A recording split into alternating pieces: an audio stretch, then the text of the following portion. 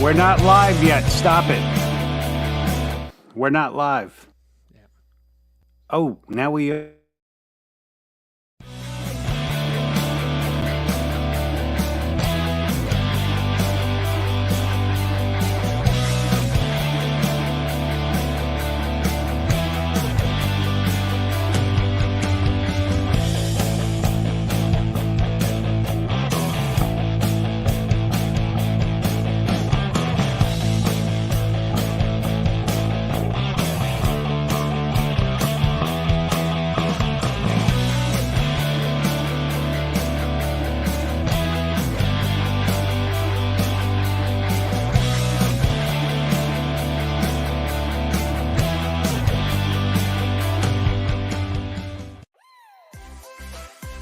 Good evening, ladies and gentlemen.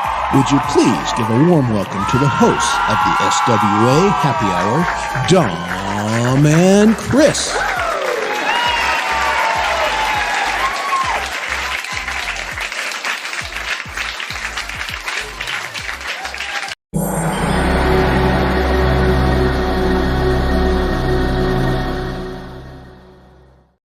Well, everybody, that was a bit of silliness.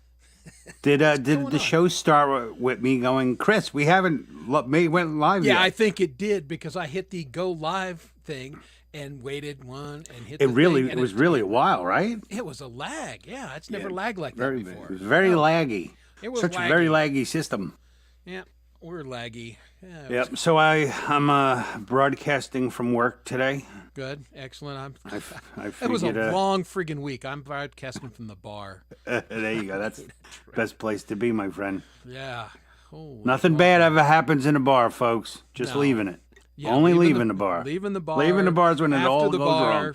Then it can be terrible. Mm-hmm. Then sometimes you have tribulations. Yeah.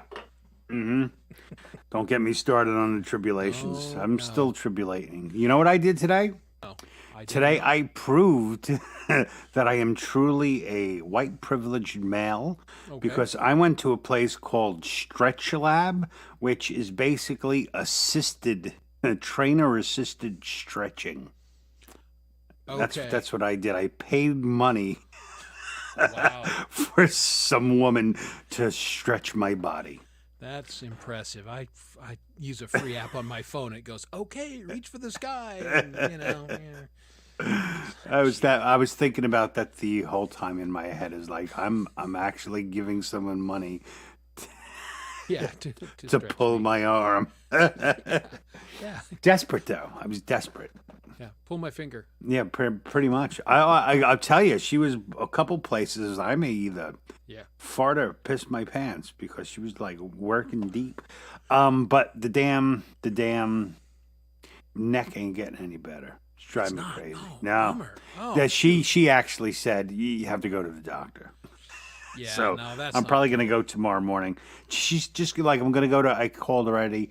The doctor's booked, but he's like, just go to urgent care, and I'll leave word to get an X-ray or whatever. Just MRI just or to whatever. just to make sure there isn't something worse. Because I was like, could be. it feels like my bone hurts. Like Well, yeah, and that's You know? something to my wife's coworker just had neck surgery. Kind of the deal. It'd been bothering him forever.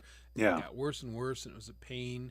And it was a minor procedure, but he had some bone that he had to have adjusted because it was hitting the nerve and just driving him. Oh, yeah. Hurt like Mhm. a mother. Yeah. But today he came in, and he's not supposed to be in work yet, but you can't tell him anything. And he came in and goes, I feel great. And I'm like, okay, so don't throw boxes around, though, dumbass. yeah. You just got your neck surgery. But Yeah, and it's weird, like, because I can lift things, move things, but I turn too fast, and everything Yeah. goes wacky. So yeah. Good. So there's that.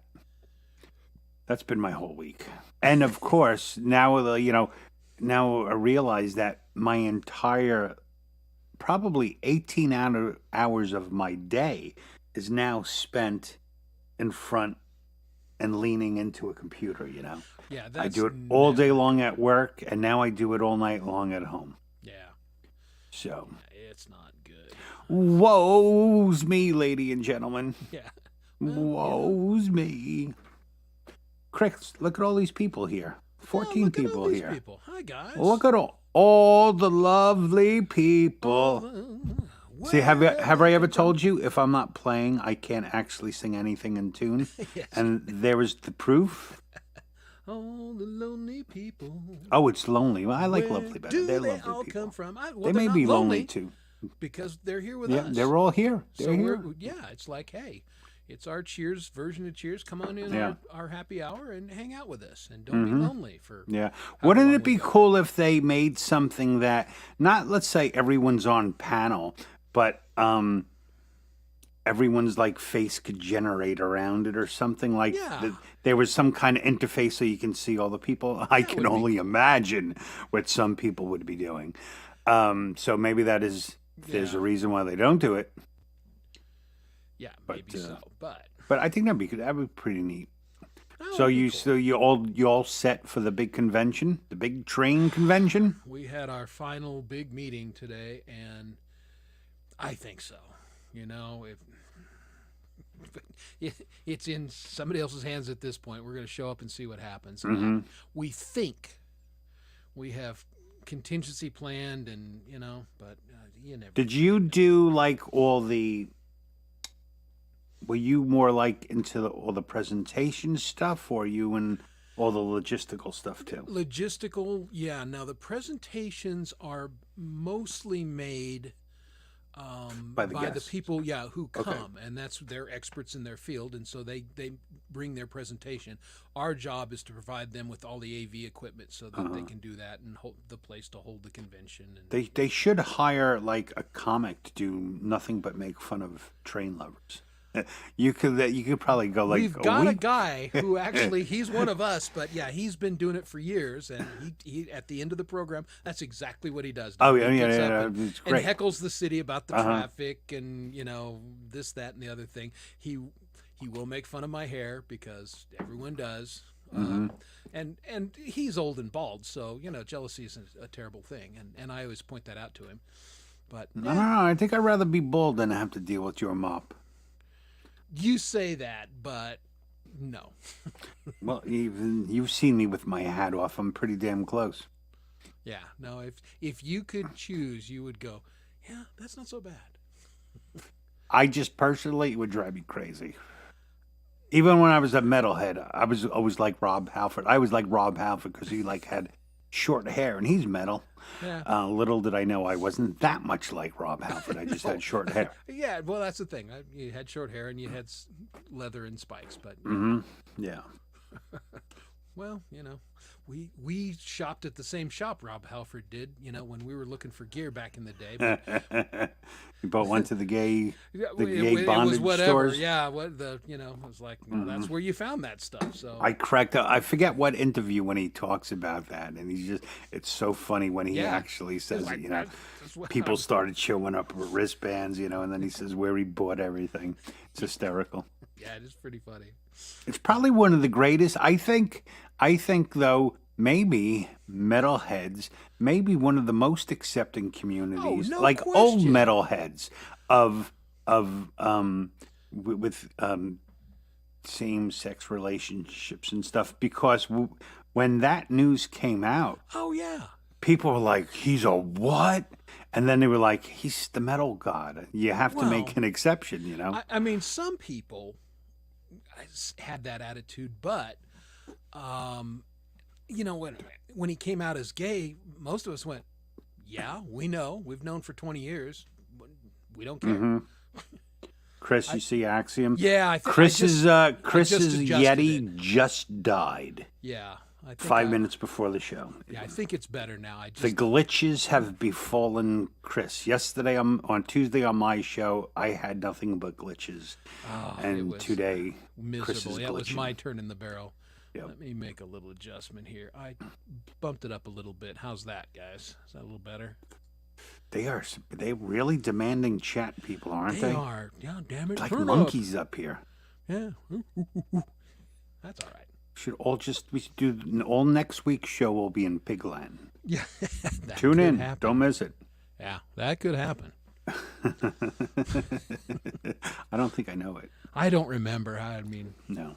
when I was in junior high, all the girls could do it. And, yeah, I don't remember. Exactly. All the girls could do it. Yep. Like a banana popana and shit like that. Yeah. All the girls So could who do a we lot got of with things. us? Roadie's Jam Cave. How Mike. the hell are you, my friend? Awesome. Thank you for joining us. Great you to don't see even you, have Mike. to. You don't even have to say hi to Michael Songs. You know he's going to be here. Yeah, which is nice. Hi, And- Michael. and So, Maria. let me before we go further with Mr. Michael Songs. Last night he and we jumped in a private chat. That sounds really strange, but anyway, we co-wrote a song together. Really? Yeah. How cool is so, that? it was really. It was a lot of fun. Actually, a lot of fun. He's very much a word geek like myself, so Nice. we were both like, he'd suggest one thing, I'd change it, he'd change it, and before you know, so one of the songs I had demoed a while ago is I'd say it's like 90% complete. I have like 2 lines. I'm like still looking at, but it's gonna be a pretty damn good song. I think I like it anyway. No, but very cool. Yeah, but it was a lot of fun, right, Mike? Mike enjoyed it. Well, that's what Say it's yes, all Mike. about. Yeah, it was really cool. So I've done that now twice. Viv Sparrow and I did it once. That sounds really strange.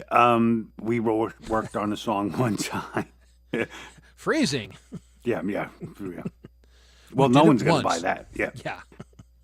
And then she sobered up and went, oh, yeah, God, never I again. wasn't even going to complete it because you never know who's listening. Maria's going to jump in and say, call us all misogynist pigs. Hey, Shimmer Soul, how the hell are you? Shimmer Soul.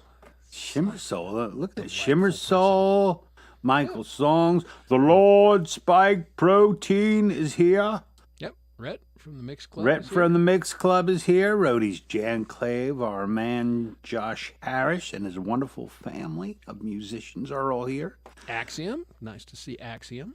Axiom, the spotter of bad microphones. Yes, well, is you here. know, he's got high standards, and it's all right. Mr. Pole Vault is here. What is going on, Pole Vault? Good to see you, man. Rainfield Music, how are you, my friend? Everybody say hello, Rainfield Music. And Chad is lurking around somewhere. Always good, yeah. Having a special The peanut butter and Chatters, jelly I like Sammy. to call them the Chatters. And who else we got with us tonight, Chris? Who else? Scrolling. We got Yep. Kurt. Kurt stopped in. Maybe Yep. he's out there somewhere. Conspiracy's here. Up the Clay. chat. Hey, Clay, what's going on, brother? What's going on, pal? Palsy Wowsy?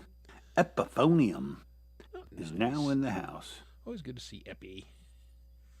Oh, thank you very much. We're loving you too, Shimmer. You rock. She's great. She's a great vocalist. She just has Very good. such a beautiful tone. Mm-hmm. You know, lots of people in the community can sing, but that next step is that melodious tone that's just pleasant to listen Oh, to. yeah. She's got it in spades. Mm-hmm. And for women voices, the lower voice is always the hardest one, and Yes. she's chills kind of And it's voice. full and a nice head. And I like voice the way and she all. always blocks the microphone when she's trying to sing. I always thought that's cool. Yeah. It's a needle thing. And there you go. And there is her link, everyone. Yep. From the Link Spike Master, is Lord on it. Sprite Protein. Let's do it. Let's test him tonight. I'm gonna get my timer. We're just gonna call off random channels and see how fucking long it will take Lord Spike to get the link posted. He's a competitive guy. I bet he is up for that challenge. He's probably sitting there right now going, let's Yeah. go! Bring it! Honey, bring me my energy shake. Putting on a fresh pot of coffee. I'm having a cup of coffee. It's 10 p.m. I'm having a cup of coffee. Because I always know having a where cup my of coffee. children are. My children are with my wife in Pennsylvania. There you go. No, I'm on my second pot today. They I decided to drank go a pot early. at the restaurant while we're having the meeting. Oh, yeah? Yeah, you just have to have something to do. Yeah. Hey, Ray Pierce, how are you? What's going on? Good to see you, Ray. Thanks for coming. Yeah, indeed. We were going to talk about my guitar. I turned off that So I don't. It was stuck in customs when I looked yesterday, so I think it's still in customs, but it's in the U.S. Oh yeah. I'm sorry, Rhodey. Yes. It is on my channel and Chris's channel together. Yes. There are 18 of us. Where they may be, I'm not really sure. Yeah, some are. I hope online, they're some here are though. don't. Oh, I have an announcement. Let me do the let me do my my tally. Here we are as of tonight, folks. So right now, where is I have 2,973 logged watch hours. So Whoa, there you go. very close. We have to stay on until I hit 3,000 Yes. tonight, Damn Chris. it, Jim. We're gonna stay until the cows come home or something. Yes. That was the worst Star Trek Oh, reference I ever put together. What? Delivery to local Ooh. courier company. They did that same thing before they screwed me last time, and then they Yeah. allegedly delivered it on Saturday. But Delivered to local delivery company. That's funny. Okay. Yeah, well, I'm watching you people. I have all junky cars. The yellow one back there, that's mine. And that's the one. That's the ride I'll be picking up chicks in this evening. Yeah. It's my magnet. I have like 2,000 stupid pictures now. Every week I'm like, that'll be my thing. It's kind of fun. I always have a different I'm picture. lazy. How am I feeling tonight? Apparently junky. Well, good question, Josh Harris. Allegedly, they called it a Chabron. It's a Gibson Firebird, but like the Chinese, how they do, they backdoor stuff out. That's what allegedly is. It matches my Thunderbird base. We'll see. Yeah, so let me ask you guys this question. So, Chris and I, our first decision was we were going to switch weeks where the show was. The good things about that, so we can each build up some time. The harder thing was Chris doesn't have as many subs on his channel, so that means not as many notifications would go out. But regardless of that, I had personally asked Chris, I'm like, would you mind just keep it on my channel for a while, because I'm really close. Yeah.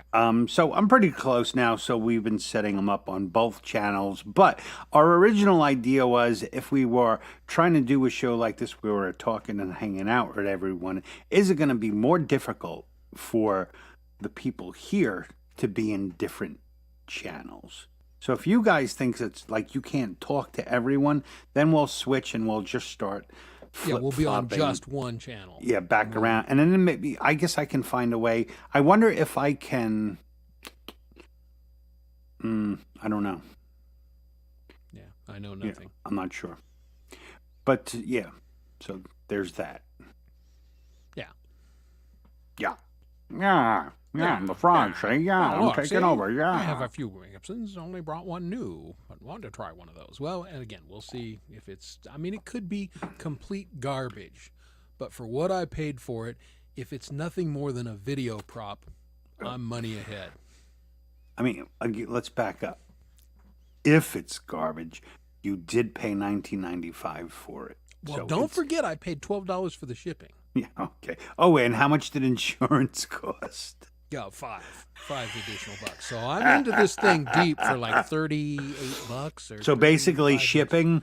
shipping and insuring it was about the same price as the guitar. Correct. It's it's probably going to be mint, I'm sure. It's probably going to be like the Axe of Axes.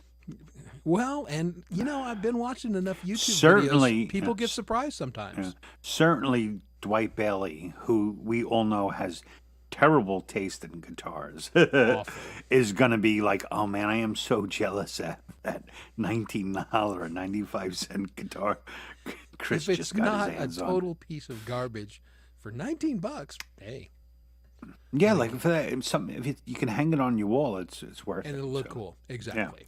I can't lose if I actually get it this time. Oh, you could lose. It could not come again. Well, now this time, 2 days from now, you can- allegedly, I have to sign for it. So they Right. have to deliver it here. Now they could take it to the Pizza Hut down the street and have somebody here's a package, sign for it. Yeah. And apparently that happens. That's So- great sometimes. And I got so screwed by Apple one time. Ugh. I had something shipped to my house and I wasn't there and I couldn't be there. So I was like, okay, hold it at the facility. Yeah, no, it's true. That's a good point, Michael. It is a good point.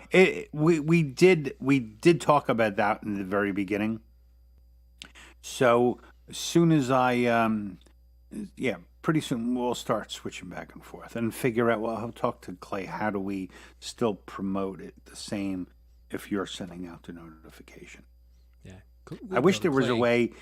Yeah, I wish there was a way I could post like. If you should be able to post the link to someone else's stream and have it come up in your feed, kind of thing. That'd be cool if there's a way to do it that way. Probably. It just, we're, like we said, we're building this as we're going along. Yes. Every week gets a little better because we learned something, but we have no idea what we're doing. We really haven't learned anything, Chris. Well, let's pretend we did. Ooh. Yeah. Could be a Gibson. Epi could be right. Could be Mhm. a giant. And again, I That'd be paid a hell cool. of a lot more for Hallmark ornaments back when I cared about that stuff. Okay. So. How many people in chat have guitar Christmas ornaments? I do. I have several. I have 3 Kiss.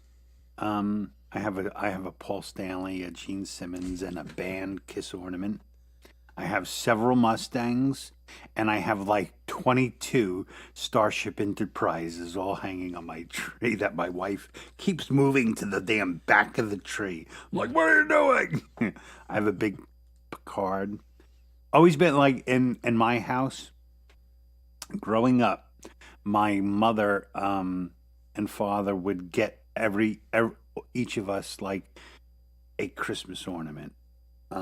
And they would give it to us on Christmas Eve, and then Christmas morning we'd hang it on the tree.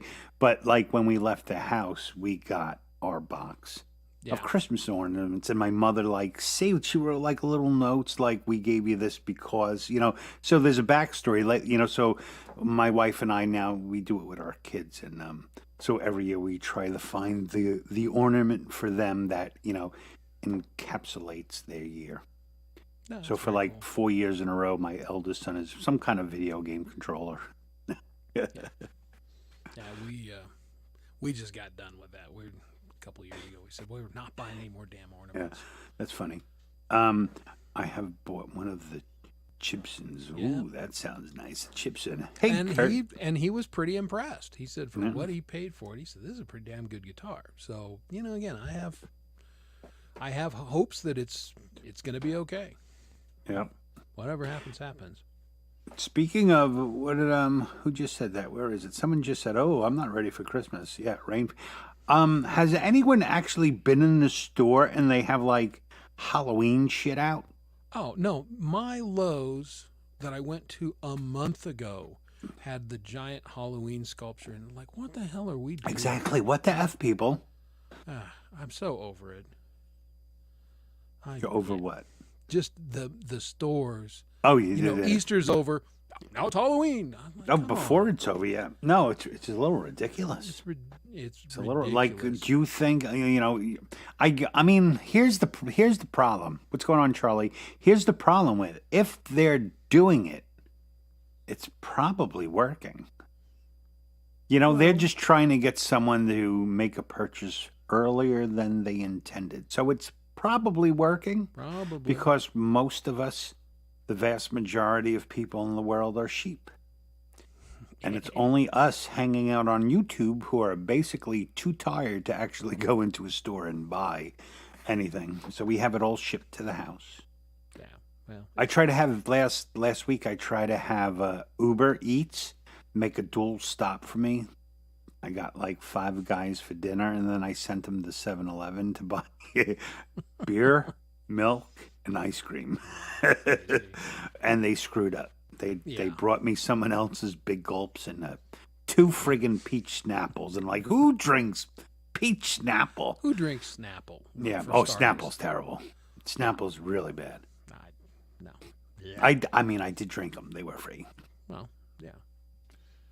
Josh agrees with me. I always said that Josh is a smart guy. No question. Hey, Crow on a Wire, what is going on? Yep. Well, and you're not wrong, conspiracy, because I know that they'll start blowing out the Halloween crap October 5th to 10th, and Santa Claus will be up in there. Like, are we kidding? But that's what they do anymore. I will take a look, Crow on a Wire. This is the Dom Father's used car emporium, 76 Pinto. Are you sure there's was it the Pinto that would, if it got hit in the rear, would just blow up because of the gas tank, right?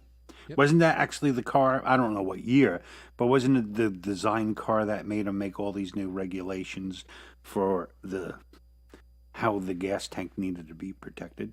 Yep. Exactly. Ah, that was good days, man. You'd just be driving down the road and Great cars, Corvairs, and yeah. The Suzuki Samurai, which used to, if you turn the wheel too hard, would just go into a combat roll. I personally think it's very funny because people were buying that because I'm a rugged outdoor type, Yeah. and they probably all have spinal problems now. So yeah, anyone who owned a Suzuki Samurai, I didn't mean you, I meant everyone else. everyone else, yeah.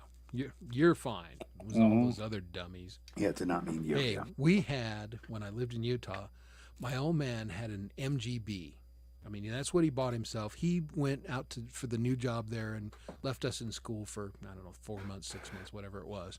So he's out there. He needs a car. So he just thought he'd buy an MGB. Well, the roads in Utah, because of the weather, are terrible. So he would be driving along, hit a pothole, and the radiator would bust off the mounts, fall into the fan, get chewed up. He went through 4 or 5 radiators, and finally he said, screw this thing, I'm going to get a good, reliable car. And he went out and bought a Vega. Okay. Whoops. This I can believe. Yeah. It does Chad explain why the Freeman top of his head's a little flat. Owned a Suzuki Samurai. He probably saw Britney Spears driving one and wanted one too. Yeah, exactly. That's probably what it was. Britney Well, Chris, what was your first car that you bought? 77 Chevy Malibu, 2-door, brown, light tan racing stripe, light tan Landau roof, 305, Autotrans, and that thing was badass. I love that car. I drove it into the dirt, wore it out. But that was, I used to haul Gran trailers. Torino.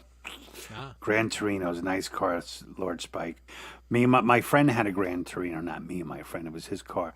I actually, my first 2 cars, this is how pathetic I was, were Chevy Chevettes. I loved the I first thought the one Vega so much. was bad. Because what I used to do for like when I was young, like I'd drive a car till it died. I used to keep, the only thing I would keep in the car was a screwdriver, and I would take off my plates and walk to the first used car and, what do you got for $500? And just get another car, and drive it till it's seized like 6 months to a year later. Yep. It was probably like the poor white man's way to lease back then. Yeah, exactly. Everybody put your first car in the chat. Yeah, there you go. First car in the chat. Skylark was a nice car. Yeah. Now, that's 63 not bad. GMC long bed. Look at Okay. that. Oh, really? Ooh, $40. $40. What the hell? Did it have anything? He got the Mustang logo for $40. Yeah. Ooh, Now that's 65 interesting. I can't picture you in a fucking Beetle. I was just about to say Whoa. that. You just don't seem like a Beetle driving. No, kinda look at guy. that mug. Yeah, it's like, well, it was the Alpha Beetle maybe. What It was a badass Beetle. what is Grand National. You should have been driving a Grand National. Yeah, there you go. Right? Yeah. Or like a Lincoln. Yeah. Like a Lincoln, I have trouble picturing Lord Spike and the Beetle. I just do. No, yeah, exactly. Like glisten the air supply. Did he put the flower? Yeah. Oh, I don't know if that was in the original one, yeah, I don't know either. Now that's not a bad 68 first Chevelle. ride. Right on, Mike. That's a nice car, Mike. That is a nice car. Chevelle station wagon. I guarantee that had at least a 350 in it if it didn't have the 400. I mean, those things were badass. Yeah, I mean, everything. 397 or yeah. My mother had a Cadillac. What kind of Cadillac? I forget which one. It had like a 502 in 504, a huge monster. I mean, the car was like 12 feet long. Yep. Well, I can't remember what kind of caddy it was though. Back when Cadillacs looked like Cadillacs. Oh my A Chevy God. Nomad. A 57 Nomad. How friggin' cool is that? Charlie, I always thought you were cool, but bro, you had my respect off the hook. Nomads are the coolest. Nomads are very cool. And look, here's more Beetles. This guy had 3 of them. Yeah. 63, Now, see, 65, and 60. Because yeah, Eppie's a little quirky. I totally picture him in a Beetle. I can pick. Yeah, not Lord Spike Protein. Yeah. Not at all. A Subaru, Michael Songs, a 96 Subaru Legacy wagon. You shared a car with Maria. 32. I was 32 old to get Okay. my license. Okay, you do wear a shirt and tie. You know, I can see that. Yeah, I was gonna, I was talking to my wife last night, Michael, about us working on the song. She likes it, by the way. But I was like, no, he's a really cool dude, lives in Jersey. And I said, he's a contractor, and he goes to work in a vest and tie. And she looked at me and said, so he's a quirky one. I was like, yeah, I think he's a little quirky. Are, right? in our own way, yeah. We all have something. We all have something. What? Oh, wait. Did you say what the car was, right? Yeah, he did. I pushed. A posted Pontiac that second. Sunbird. Okay, Yeah, there it Cat is. Sunbird, yeah. My sister had a Pontiac Sunbird. Pontiacs are good cars, man. Strong. Yeah, they motors. were nice. There we Oldsmobile go. 70 Cutlass. Yeah, There you go. He's see? got a little style. Cutlasses were bitching. I wanted a Cutlass with the T-top when I was in high school so bad. And that was a bitchin' car, but Yeah. had an Oldsmobile station Bitching wagon, Camaro. family one, but And that wasn't some. Look at it. Now look at Chris. Would you look at all we've learned? yeah. We basically, everyone in the show, we pretty much know what they do for a living Yep. and what they first drove. I mean, come on. This is good stuff. Absolutely. It's very good stuff. 2000 Subi. Oh, okay. Outback Sport. I know. I was never too much of a fan of a Yugo. Can't knock a Yugo. I guess not. Which were the 3-cylinder cars? Geos, right? Geo Storms. Yeah. The Geos. Oh, those things. Which were of so sad. who believed a 3-cylinder car just ain't gonna work? Not in America. Surprise. You No. know, in little cities in Europe, maybe. But no. That's nice, Charlie. I like that. Oops. Oop, I just turned it. Him and his dad used to build cars. That's yeah. My dad used to do a lot. My dad used to do all the work on cars. Like him and his friends. They'd Yeah, you used to rig. be able to. They'd rig, and be able to pull an engine and stuff. I mean, I think back then he wasn't a mechanic, but I think back then you could figure stuff out. Like Absolutely. today, if you can't unless you're, and like say there really aren't even. I don't know about small shops, but like dealer mechanics, they're not mechanics. They are just part swappers Yes. because correct. that's all they The do. computer tells them what's wrong. We take this assembly. We don't fix the light. We're going to take it all out and and put plug in a into new one. something. I know it's Yeah. garbage. My brother-in-law is probably one of the last old school mechanics I know, and he works for the city on their fleet, and he hates modern cars. He goes, they suck. Yeah. Well, I used to have a good place. So before I got my GT500, I had just a 2008 Mustang. and I got mod crazy. And there was this place in Deer Park, Long Island called Mustang Magic, and it became like a weekly thing. Like 30 people would show up all with Mustangs, and yeah, I'm gonna put on 410, change the gearing ratio, or put on long tube headers, and really expensive. It's a very expensive hobby to get more power. Yeah, no But question. my old one, I have to find a picture of it. My old one looked good. It was tungsten gray, and then I put on a flat black shaker hood and rear spoiler. The car looks so fucking sweet. Yeah. But I got rid of it because I couldn't control myself modding. So I was like, I bought a Shelby, and like, okay, I'm not going to touch it. Yeah, I can see that. Lori is mishmash. What's going on, Laura? Lori, How are you doing, dearie? crazy gal. Mm-hmm. She's a crazy kid. Shout out to the gas and diesel powered vehicles. Okay, if you want. Shout him out. I mean, I never had anything diesel. I'm selling my 05 Ford Focus, so we currently drive a new Kia. Yeah, I mean, that sounds like this. These are definitely the kind of cars most of us now drive. yeah. I have a Ford Edge. Yep, I've got an Escape. It's my third Escape. Yeah. I like them. Now, I wish I still had my Ford Explorer. Yeah. Again, I mean, I kept it. It was my brother's car Yeah. that he kept Okay. around, and then he sold it to me, and I drove it for almost to the brink of 300,000 miles. We want to hear what an American family my house is. I have a blue Ford Edge. My wife has a white Ford Explorer, and I also have a red Mustang GT500. There you go. We are freaking America. Fine America. Lori, you missed the first talk. What? Everyone has to put it in their chat, or you can't say. What was your first car, Lori's mishmash? Everyone, no talking until Lori posts. She's probably like, We'll post a Charlie joke. my daughter when the drivers went to. You're gold, brother. She fell 3 times. She said she wasn't used to be. As soon as I saw it, and I went, "Oh, this will be good." Yep. He must have a book. All right. 82 blue Chevy Cavalier. All right. Okay. Yeah. All right. It's respectable. Wait, that was your first car? Did you get it new? Did Daddy get you a new car? No. I remember. I used to, when I was young, shared with 2 other siblings. Okay.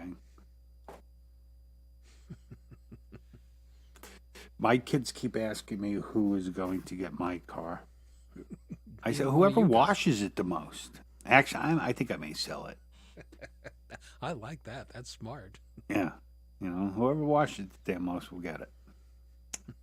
But I definitely, problem, like, I trust my older son driving it more. My younger son would destroy it.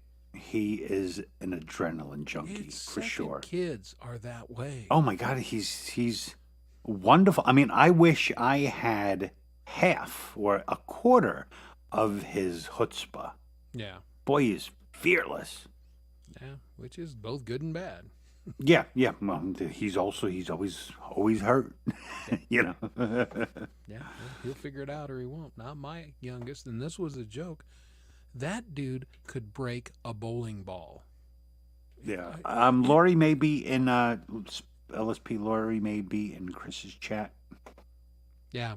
Lauren may Possibly. be on So my channel. we will share. Oh wait, no. How do we know?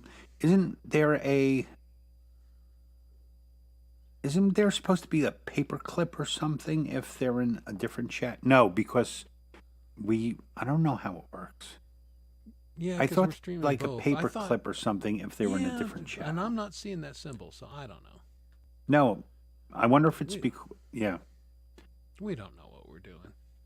But we're having a Oh, good time. no, Chris. I think I know why. So when Clay does his multi-stream, we actually have to go to it and say share with our channel. We're not sharing; it's just going to both. Both channels, yeah. Yeah, it's going to both. So that's probably why, That's why. making it one step even harder. So yeah, I think we're going to have to rethink that. Well, so I won't be doing the show next Thursday, and we're not sure what we're going to do exactly. But then we'll be starting September, and then we're going to land on a channel, and we'll do it all in September on whatever channel, probably Dom's. Yeah. So he can finish up those hours, and then we'll I hope I better be there by then. one would hope, but just in case. So what would I say? I need like 23 hours, right You could do that. tonight. Yeah, somebody turn on 29, Dom's 7, channel tonight and go to bed. Divided by And then he's there. 3,000. Oh, I just went wrong. I can't even do simple multiplication. And this is 27 hours. Come on, Papa needs 27 hours. Hey, Preston, what's going on? But Lori's right. Was our original plan, and we may get back to the original plan. But again, Dom was close on hours, and we wanted to get him over the hump. I don't give a shit. As Lori knows, she was waiting on a stream that I started and then kind of lost interest in for a week. Oh my, you were the Are you ever worst gonna live come on? stream. Yeah. Yeah, that was a hysterical night. I mean, I just wish people could have seen it from my angle. Well, this Because- was another one because I. Oh, this was started another after- one. Well, he's done after it. G-May, He's when done I it was- more than once. Well, I got liquored up at G-May's. There's a kind of a theme here, and I'm like, I think I'm going to live stream after G-May. Well, we sat around backstage and bullshitted for an hour and a half, and it's like, I just want to go to bed, but I just left the stream on. Yeah, So everybody's like, when is he coming on? Well, that's and funny. she started Last- teasing me a week later, and it's like, oh yeah, I should turn that off. After last Saturday's G-May show, me, Axe and Nacho, Michael Songs, and believe it or not, G-May. And then Michael left, and me, Axe, and G-May were there. I kid you not, I went upstairs, and I'm like, what is that sound? And it's birds tweeting, daylight. It was like 6:30 in the goddamn morning. Yeah, I was you like, guys oh, were, this because is I like- bailed on that because I was starting to get texts from the Australians for my train show, and it's like, Right. Hey, Zach. guys, I gotta go. So yeah, you guys must have kept it up for a while because I Oh bailed yeah, at it was just 2 in the morning. It was ridiculous, man. I was like, bah, by the end of it, and you know, it's that. But that typical. How many times has it happened when you're talking to someone like, all right, I have to go, and then someone says one thing, and like, there's another 40 minutes. Yeah. I mean, it's maybe one of the coolest things about this. Your stream, I mean, forget about it. Yeah, I did Forget about about it. it. And then she reminded me, it's like, are you ever going to go on or what are you going to do? I was like, oh shit, I meant to kill that. Sorry. My bad. You know, Charlie, I don't know why you're one of the only person trying to just go on, man. Just use a room mic. The Yeah. room mics don't sound that bad. Only thing is you have to not speak in between. You know, Come on and play. Yeah. 100%. This is a good place when we announce, and we're doing open mics every once in a while. Next time we announce, Charlie, just come on and hammer out your sound on our show for an hour. Yeah, like if you have issues, Charlie, what we could do is bring you up. And if you just use a room mic, as soon as you come up, we can say hi, everybody mute, you just play, and then we'll switch it back. So you don't get because if you're on a room mic, you're going to get the echoes and stuff. But if we can anticipate it, then we it's can make it fine, work. I think. Yep. Yeah, and most people, like the first time Michael Songs played on my show, he had he was just on the computer mic. Of course, he had Maria who could work the mute button, and she was turning on echo. It's like boop boop boop boop boop boop, doing all his controls. You need, unless you have a Maria, Charlie. That's weird. Yeah. I don't know what to say about that. Yeah. StreamYard has little kinks. There's no doubt about it. Oh, for sure. Now, your first sound wasn't that bad, Michael Songs. It wasn't that bad. No, again, everybody, you got to go on and you got to give it a shot and then listen to the playback and But, go, what do I I mean, need to fix? Especially when you consider my open mic that I had was the first time you played on anyone's open mic other than the first time you played on any channel other than your own. So Yeah, which it makes it different. it's a totally different thing. Considering that, I thought it sounded very good. Oh, we were both quite impressed. So, yeah.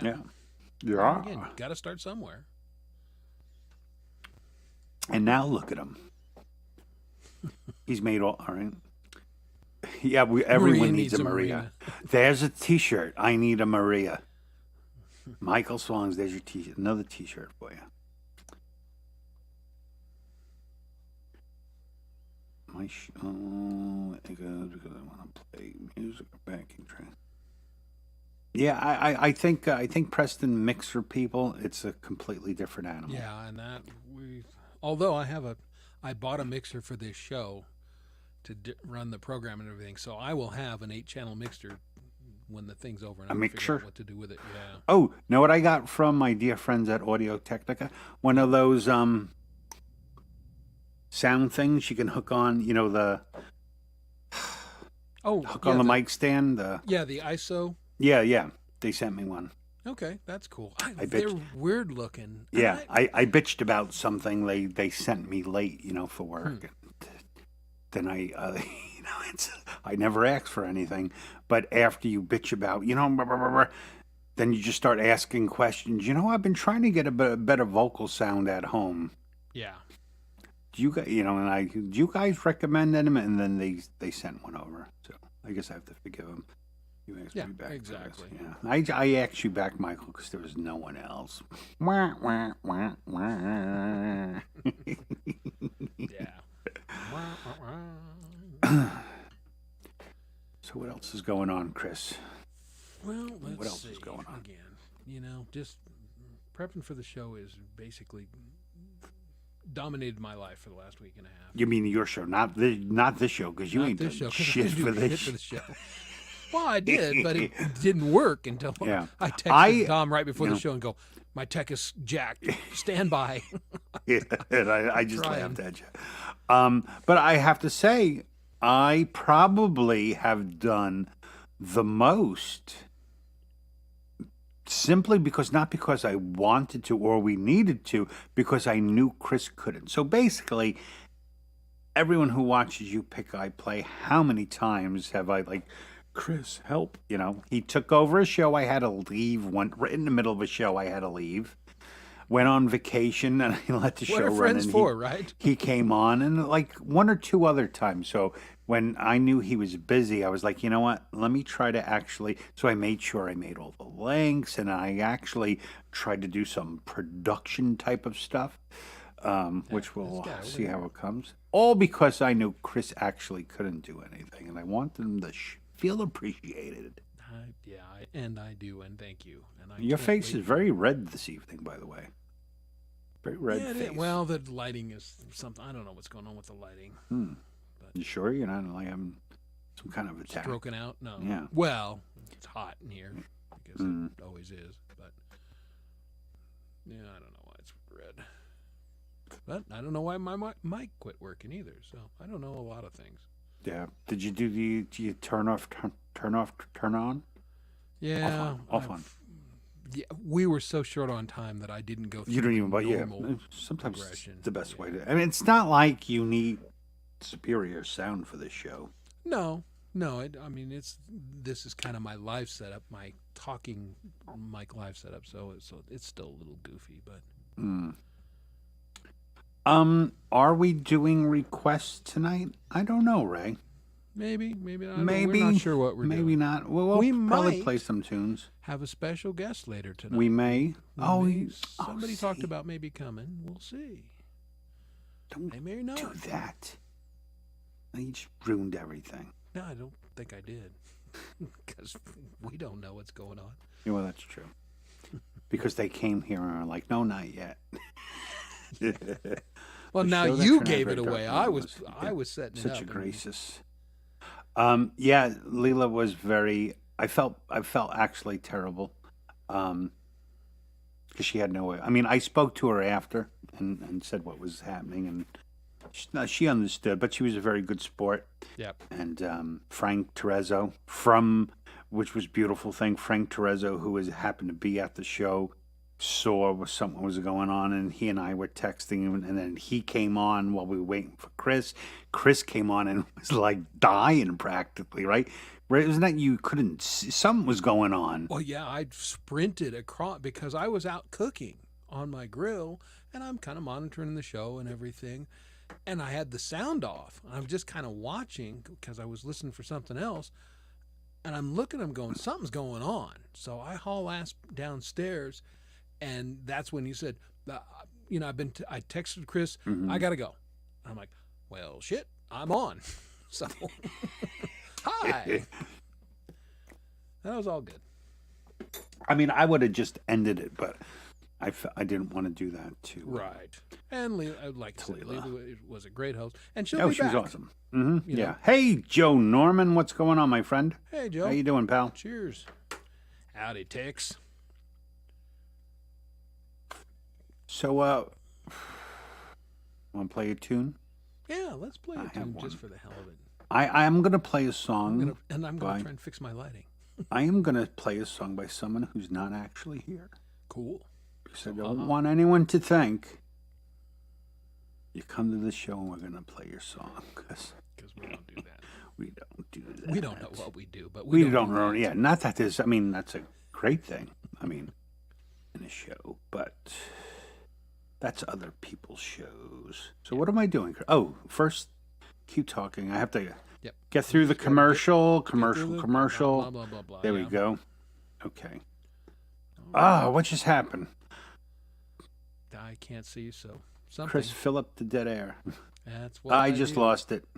Fill up the dead air. Da-da. I just totally lost. Where'd it go? Oh, here we go. Da-da. Oh, you did a great job. Dun, dun, dun, dun, dun, dun, dun. Okay. I got it. All right. Almost. And we're going to do this. Okay. Things are happening behind the scenes, which will be in the front of the scenes here in any moment now. So, just so you know, Chris, I am going to step away when this plays. Just so you know. Shocker.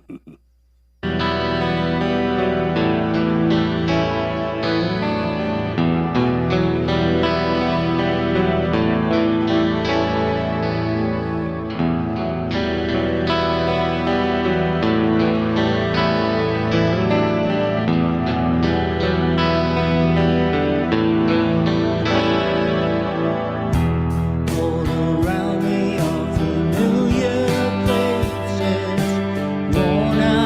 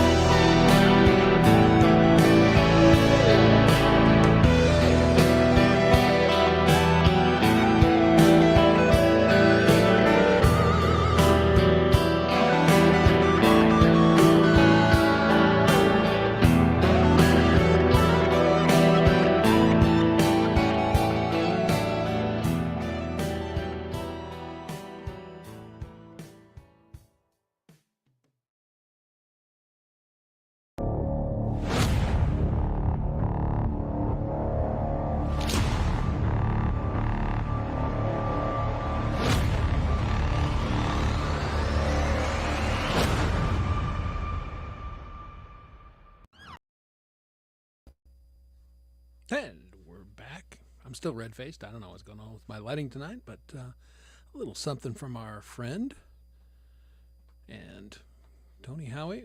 And that sounded great, right? Everybody loved that. And Tony Howie, as great as he is, has had trouble with his sound live streaming. So, it's one of those things that it can be difficult to dial in. And he's done a couple shows lately that it got better.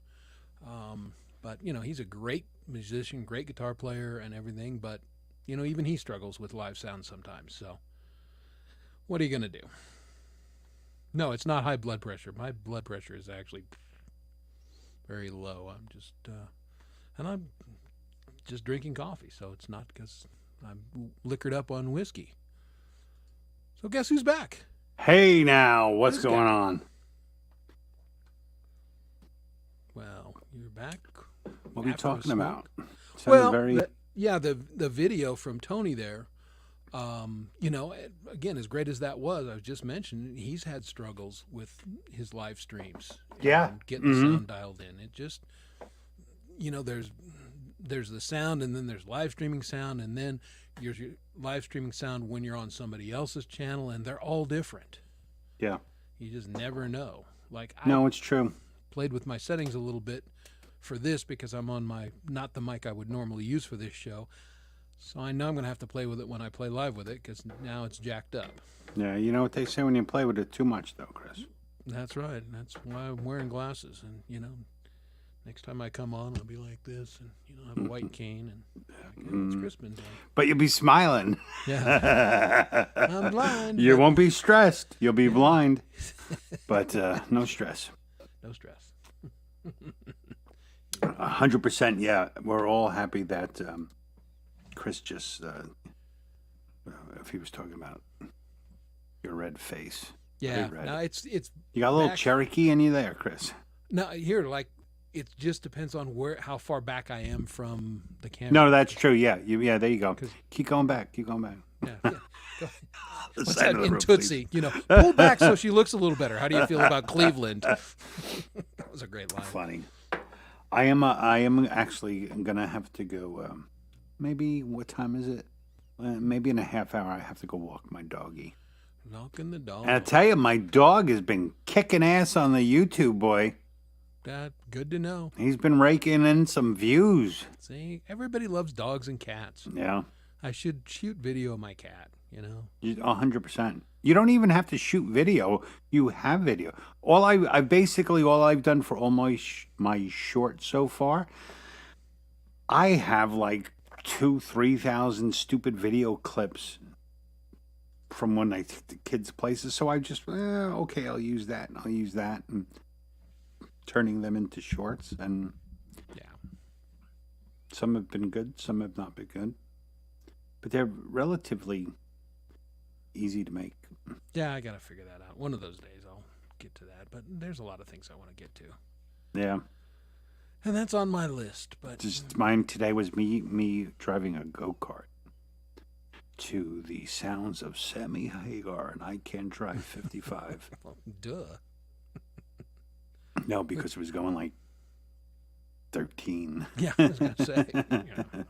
I can't drive. My kids are getting 15. pissed though because they're like, you have to be 12 to drive. So I think next time we go, I'm just going to lie. So yeah, they're both 12. Now, we did that one time with my wife's company, went out to the go-kart, and these were these high-powered ones, but still, I raced a couple of the ones, and I'm a bigger guy, and man, I'd romp on the accelerator, it wouldn't go, but luckily, that's when she was working for the construction company, and some of those operators were giant guys. Right. So I got in the heat with them. And, some of these guys are 350 pounds. They're big men. I'm like, okay, now I'm competitive because now I'm really light compared to them. Right. And that was fun. I just like every time you go to one of those places, that one guy, that's all he does. Yeah, Like, that guy.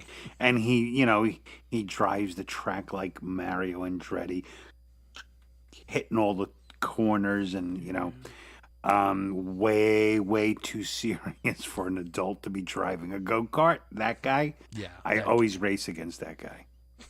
I always have one there, you know. Drives me crazy because Well, I want to guys, win. Yeah, well, that's it. Losing sucks. Because I want to be that guy. Yeah, if you ain't first, you're last, right? We learned this. Pretty from Ricky much. Bobby. Yeah. I don't like to compete because I'm very competitive when I do. Yeah, why? Why not? I And love it's it. just That's what too I much do. work. Nah, I don't know. I'd rather not. I'd rather not compete. But if it comes to it, then I do, yeah. I'm just listening. Clearly, a thunderstorm has moved in. Why, how much you weigh there, Ray? Featherweight is like 120 or something, isn't it? I think the featherweight's pretty light.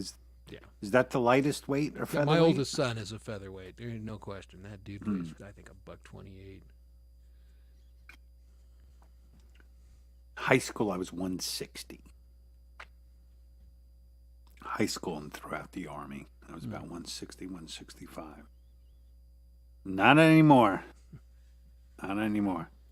No, I played high school football at 185, and I got up to what was I, about 210 my 1 year playing college football. And then, You sound so much like Al Bundy right now. yeah, I know. Well, I mean, I'm not bragging about my college career. I was a walk-on in a shitty school, and it was nothing to write home about. Trust me. Oh, we should do that. The happy hour go-kart race. Yeah, there you go. Yeah, I like that. It's probably within a couple hours of you guys, Maria. I'm pretty sure because I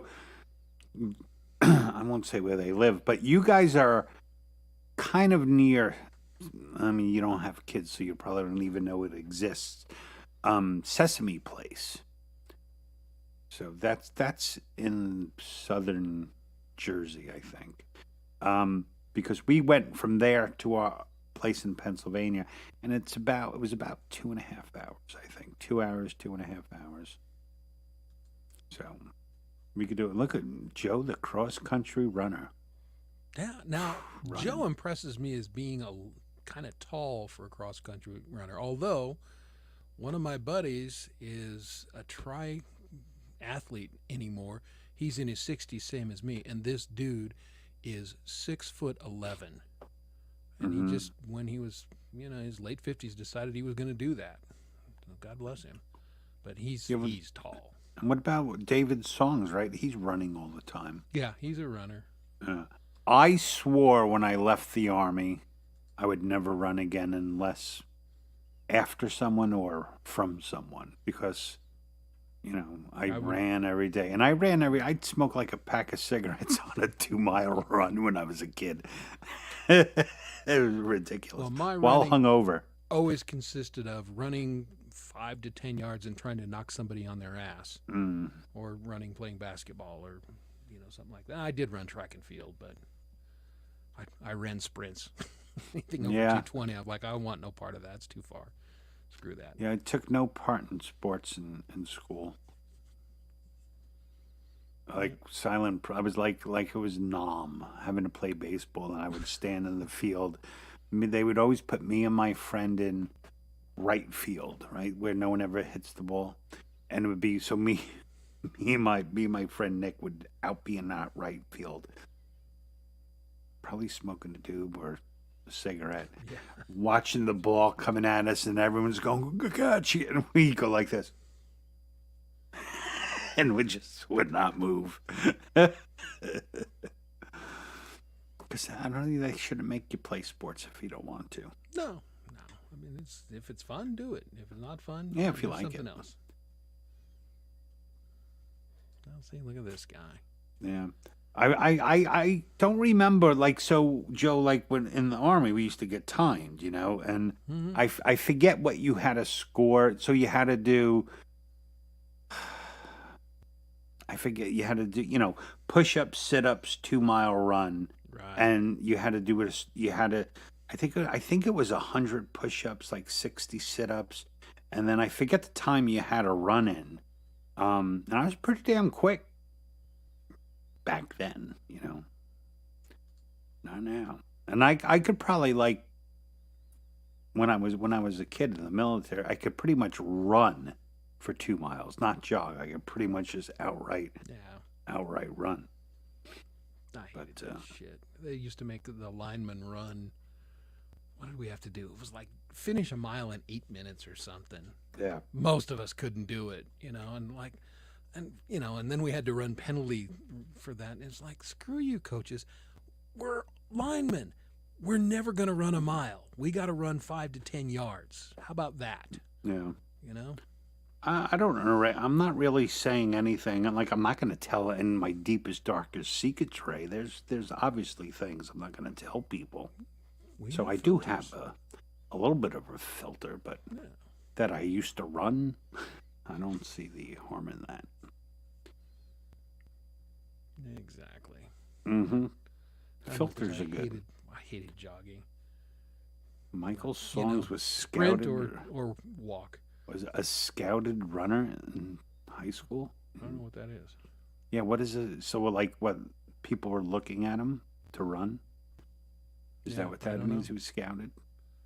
Oh, well, maybe recruited for college. They were. Yeah, I guess for Okay, track yeah. and something like that. Well, that's my brother. That'd was, probably be good because he'd probably do it in a tie and like little athletic shorts. Oh, my brother went to School of Mines on a track scholarship.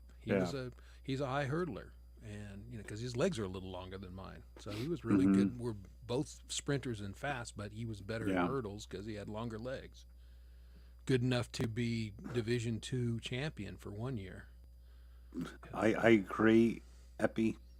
Much easier on the knees. I recently got a trail bike that I brought up to Pennsylvania because they have a big piece of land that they never actually developed for houses. So and they turned it into kind of all trails. So take the bike and the dog and Nice. then go in there. It's kind of fun.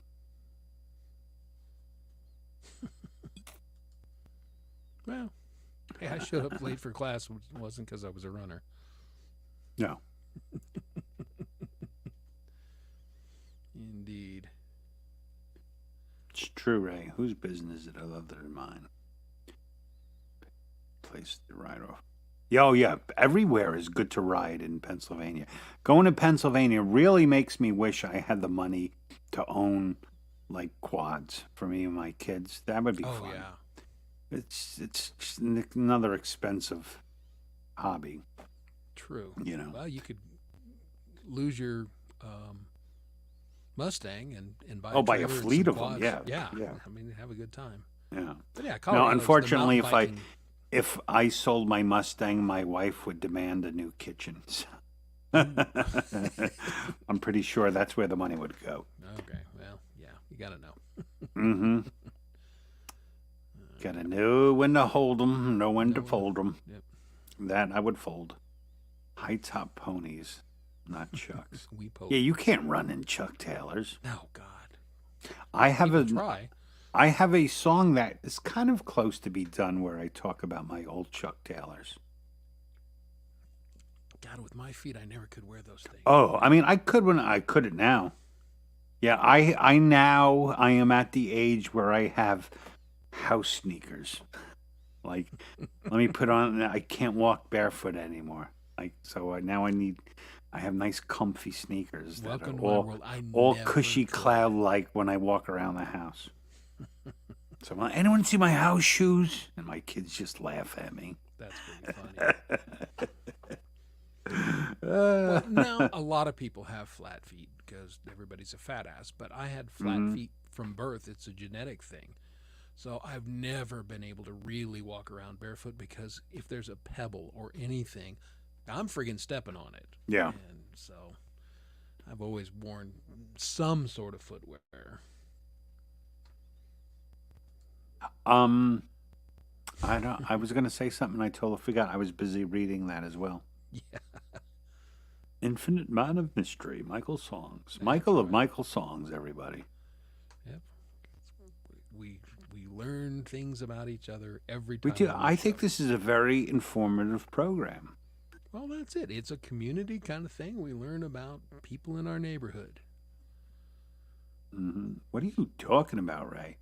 Wait till she Who goes on the hell vacation knows? with I the don't know girls what and Ray's s- been into oh, tonight, but he's a little and the random. money is all. Yeah, like my wife wouldn't notice the hot red sports car that is no longer in the driveway. Garage. And then a Yeah. big wad bulging out of his wallet. Exactly. Yeah, I think I married a kind of a smart woman. I think she would clue in on that. Not to mention the joint Something check. has Yeah, changed. not to mention the checking account that we both share. Yeah. Well, and again, because we're old, that's what we do. Kids nowadays, my kid and his, whatever they're called, who are not wives, they pool their money for the house and everything, but they've got separate accounts and everything. That's like, whatever. Yeah, it's more, I don't know, you run more the risk of forgetting something. Like, we both have discretionary funds. Like, my wife has because she's a teacher, so she has, the credit union. So she can put some money. I like to call it I'm leaving that son of a bitch emergency account, But, yeah, it's just easier when it's both in one place, I think. Well, that's why I married an accountant, because I sucked with money when I was young. I'll make it, I'll spend it, whatever. And or the first Christmas tree that I ever bought us as a couple, I didn't do my checkbook quite right, and I bounced the check. So the $30 or $40 Christmas tree I bought, it ended up costing me $120 when it was all said and done. We still Yeah. laugh about that almost 40 years later. Speaking of Christmas, my brother-in-law and I and some of his friends, we were all talking one night. And of course, everyone was ragging about, Christmas, I got the friggin' Christmas lights, blah, blah, blah, blah, blah, blah, blah. And then I shocked them all. I said, like, oh, don't you hate it? I'm like, no, I decorate the shit out of my house for Christmas, inside and out. I'm like, Yeah. my wife thinks I'm nuts. Most of the storage in our house is for Christmas decorations. Yep. But they were like, how come it doesn't drive you crazy? And I'm like, because I have the secret formula. And they're like, what do you mean? I'm like, well, every year when Christmas is over, I rip the lights down and I throw them away. I buy all new lights the next year. And I just put them up again. So like I'll get rid of them, and still during Christmas I'll buy next year's lights at like half price. And I said, because I am not going to be sitting there looking for the bad bulb. So I get like this hook. And I put it up to the string of lights, and I yank it, and it's just ring, and they come ripping off the house, and gone. There you go. I mean, not very. It's fairly pretty wasteful, but it's my right as an American to do so. Damn Skippy. And otherwise, lights are very stressful. I can do you one better. I have a storage unit that I pay almost $100 a month for. Uh-huh. And it's pretty much full of Christmas shit. Yeah. And a few other things. And Yeah. my wife and I are talking about finances. We go, we're stupid. What Yeah. the hell are we doing? Why are we paying that kind of money for we were splitting it with one of the kids for a while. And then they Right. got all their crap out of there. And like, we're paying this kind of money to store our Christmas crap? Mm-hmm. I'm going to clean the garage before December and get that stuff over here, and we'll quit paying for the storage unit. Yeah. Because that shit's dumb. I'm lucky I have a high deck in my yard, so they make like these what the hell are they? Like these little sheds for like your lawnmower. It opens this way, Right. and you can Yeah, roll yeah. the top back. And I set up 3 of them on platforms, and I use that for all the outside decorations That's and smart. stuff. Yeah, what I the do. outside decorations are always live in the garage, and it's like, well, why are the other ones over in the storage unit? That's just dumb. Yeah. Well, probably. Yeah. Probably. Hey, what's going on, Shelley? All right. I'm going guitar shopping. Amp, mic. Ooh, but the big. Okay. Will this help my audio issues? I've had. A big question, Shelley. That's Audio tomorrow night's issues. show. Yeah. Your question's answered. I have no friggin' idea. Maybe. I mean, it Yeah. won't hurt to have new good gear, but a lot of times audio issues are caused by on live streaming. Most of the time, the audio issues are caused by the internet. Yeah. It's not the gear. It's Mhm. the connection and your speed that cause the problems. But if you're trying to record or play or whatever and you're not getting good sound now, then yeah, investing in some new gear or better gear than you have should help your sound. Yeah, but I think he's very right. Look at the simple things before you just start buying this stuff. Well, yeah, Chances and are that's your too many internet of us sucks. do that. We'll throw money at a problem where it's, you get a brand new IO device or something like that, and it turns out it's a $10 cable that's causing you all the problems. Mm-hmm. And then you feel stupid.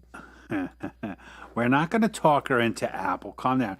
I have all Apple products, and sometimes I wish I didn't because old Apple and new Apple, they ain't the same thing anymore. I'm telling you, working with Apple products 10 years ago was just a dream because The best. everything always worked.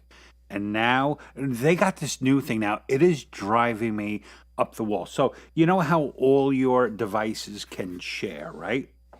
So, when you set it up that they can do that, anytime you change a setting for how it gets shared, every single device you have to put in you have to put in the password, you have to remember the logins for, like, so you're like, what is the password to your account? You put that in, and then you have to go through the stupid Mm-hmm.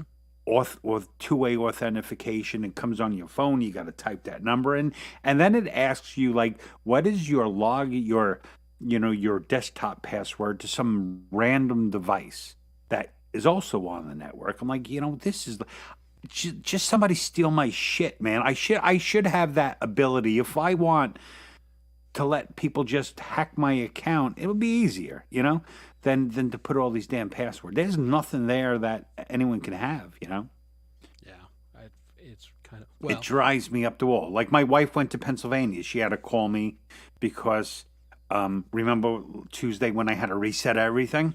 So the TV there didn't work. So I had over the phone put it. Yeah. Oh, what a Yeah, pain. everything goes out. And then Well, Netflix got this new thing. So she goes to put on Netflix, and you get a message saying, we're detecting that this is a second residence. And they want you to pay more money because you're using it. And then, like, these are my homes. That's what, if you don't want me to, then we'll just cancel it Yeah, how about this? and then use something You else. get nothing. Yeah, it's ridiculous. Well, It's ridiculous. You'll laugh. When my Yeti decided it wasn't part of the system anymore, my Mac helpfully said, "Oh, hey, your iPhone's right here. Do you want to use the iPhone mic?" I'm like, "No, I want to use the mic that I want to use." Yeah, the one I paid for. Stop. Yeah. Anyway, Well, that is the smart thing there, Shelley. If you can't afford a good laptop, don't. If you're going to buy a laptop or a computer specifically for music, don't scrimp. Get the most powerful thing with the most memory you can possibly afford to see you through. you can never Because be 16 ain't gonna cut it in the no. long You run. can never be too rich, too thin, or have too much RAM.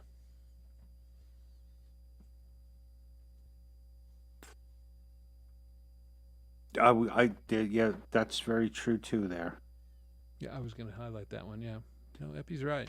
yeah, very separate animals, and I like to separate them too. Yeah, because it's a totally different mindset. You're exactly right, man. What I try to do, Ep, is with my music. I kind of two stage it. So there's the whole songwriting process, which is long for me, and I'm doing it all never hooked into the computer. I do it on my couch, old school, and I end trying to get a scratch track in my DAW of just an acoustic performance, and then I'll move on to something else. So then I'll collect a bunch of those, and then I'll change my hat and like, now I have these, how do I turn them into actually produced kind of music? So we'll see how that goes. Yeah, I mean, you got to go to Micro Center and really get in the nerd section to build computers anymore. Yeah, they used to be more expandable, you could do more things, but we've definitely gone away from that. Oh yeah, when computers first came out, that was their selling point. You don't have to keep buying; you just upgrade. You like with gaming computers, but somewhere that went out of fashion, and now, well, in part, I mean, I bought an Alienware computer a long time ago. That was like $6,000. I mean, they were expensive beasts. Like this computer's so old, it had a Xenon processor, which they still kind of use for like a lot of server kind of stuff because it was just so reliable. Right. It was liquid cooled. I had someone, when Alienware wasn't owned by Dell, I actually had a problem and someone came out from Florida from Alienware to fix it. Yeah, that's crazy. Yeah, but I mean, they were expensive ass machines. Oh yeah, no, the old desktop Macs that we were using. I mean, we were $12,000, $20,000 for the built printing machines that we were using. It's crazy. I mean, even iMacs. Now a couple grand. Yeah. Nothing. I mean, the base iMac is probably like 15 to 2,000, right? Yeah, something like that. I mean, you can write about $1,000 for the base one, a little less. Yeah. And then, it rapidly goes up if you want more stuff. Oh, hell yeah. The Alienware was fucking amazing. Like, it was like it was a badge of honor that you can have one. It came with a nice little leather-bound book and, got all these stickers and hats. And I still have my Alienware briefcase. They were the best computers at the time. Yeah. But things change. I still have one, and I was talking to a guy at work, and he was like, "If I'm gonna bring it in and strip it out," and he was like, "They are like classic. Like people will probably pay more now for an original machine than it cost you back then, just to have the case. Yeah. Just to have the cases of them." Yep. Oh well, no, see, just exactly. Here's Preston. He's got an Alienware case. So. Oh, there you go. Yeah, I have. How much? How much would just a case cost, Preston? You've probably looked. If you have one, you've probably. Oh, what do they go for? So I have two different Alienwares. I forget when, but the second one was like a liquid cool. It had the side opening panels. It had like built-in fans. It had all kinds of control. I mean, it was like definitely a spaceship. It was definitely the kind of computer that stayed out, because of all the flashing lights and stuff. Right. It looked amazing. It was like the old EQs, that you would hook up to your stereo. You'd want to see them, Oh, You yeah. want to see the lights bouncing, or even the ones that just had the LED just on the lever, and when it was dark, you can just see the way you're set all the EQ levels. Absolutely. The good old days. I had a case that was blown $1,000. Wow, really? Yeah. Well. Oh, the board and okay. Yeah, they were robust. Yeah. They were proud of their stuff back then. I'm gonna. Yeah, mine suggest- still has the cooling. Yeah, we do a video real quick so I can excuse myself, get a cup of coffee, say goodnight to the wife, and then come back and maybe, again, we think we're going to have a guest at some point tonight. Maybe they'll show up while I go grab another cup of coffee. Do you have a video ready to go, or you want me to get one? got one. Yeah, right here. The one I want to play is right. And then after you come back, we'll switch so I can go walk my Yeah. dog. This is good stuff from our friend.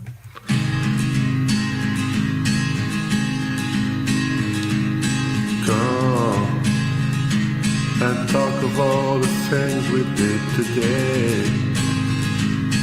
Here and laugh about a funny little way.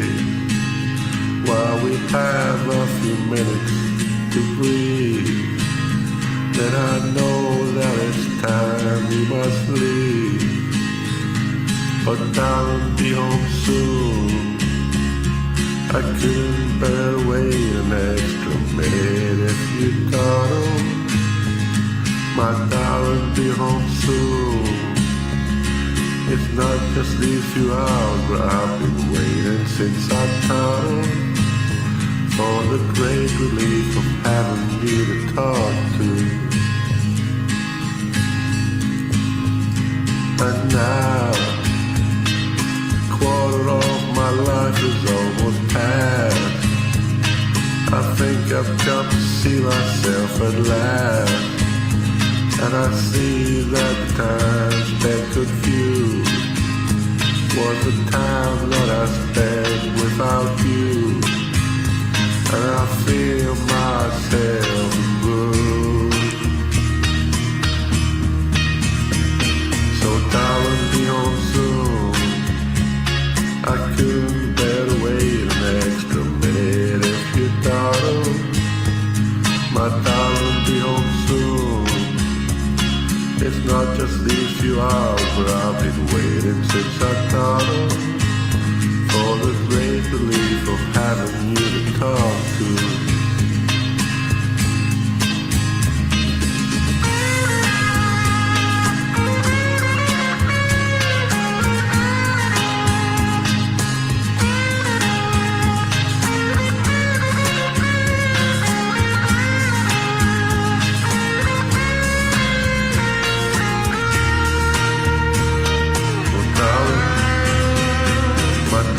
Be home soon.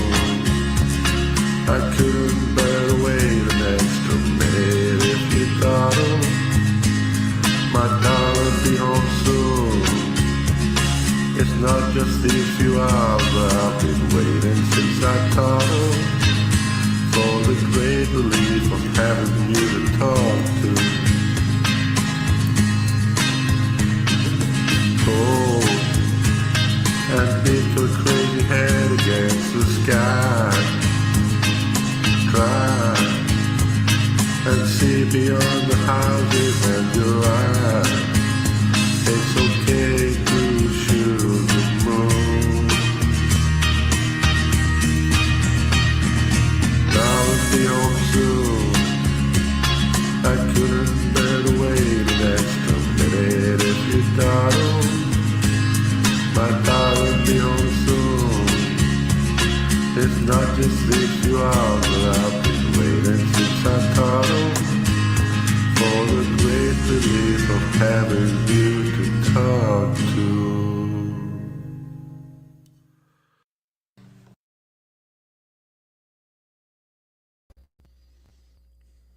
I'm muted. Hello, you're muted. Hello, Christopher. Hi. How are ya? Everything lovely? Is the missus ready for bed? Are you there, Chris? Yes, you got me, right? Okay. What are you eating? You seem to be A chewing pecan something. sandy. A pecan. I like right. turtles. Yeah, Turtles I are like really turtles. good. So, Chris, I have some good news. Yes? I'm not actually even going to tell you what the good news. Oh, what'd I just do? Damn Apple scroll mouses. Touch it in the wrong way and it gets big. Yes. That sounds weird. View actual. You talking about your size. mouse or? Talking about my mouse. I am talking about my computer mouse. That nothing else gets big anymore. Just goes. What am I doing? Oh, So here we go. Are you ready, Chris? I'm ready.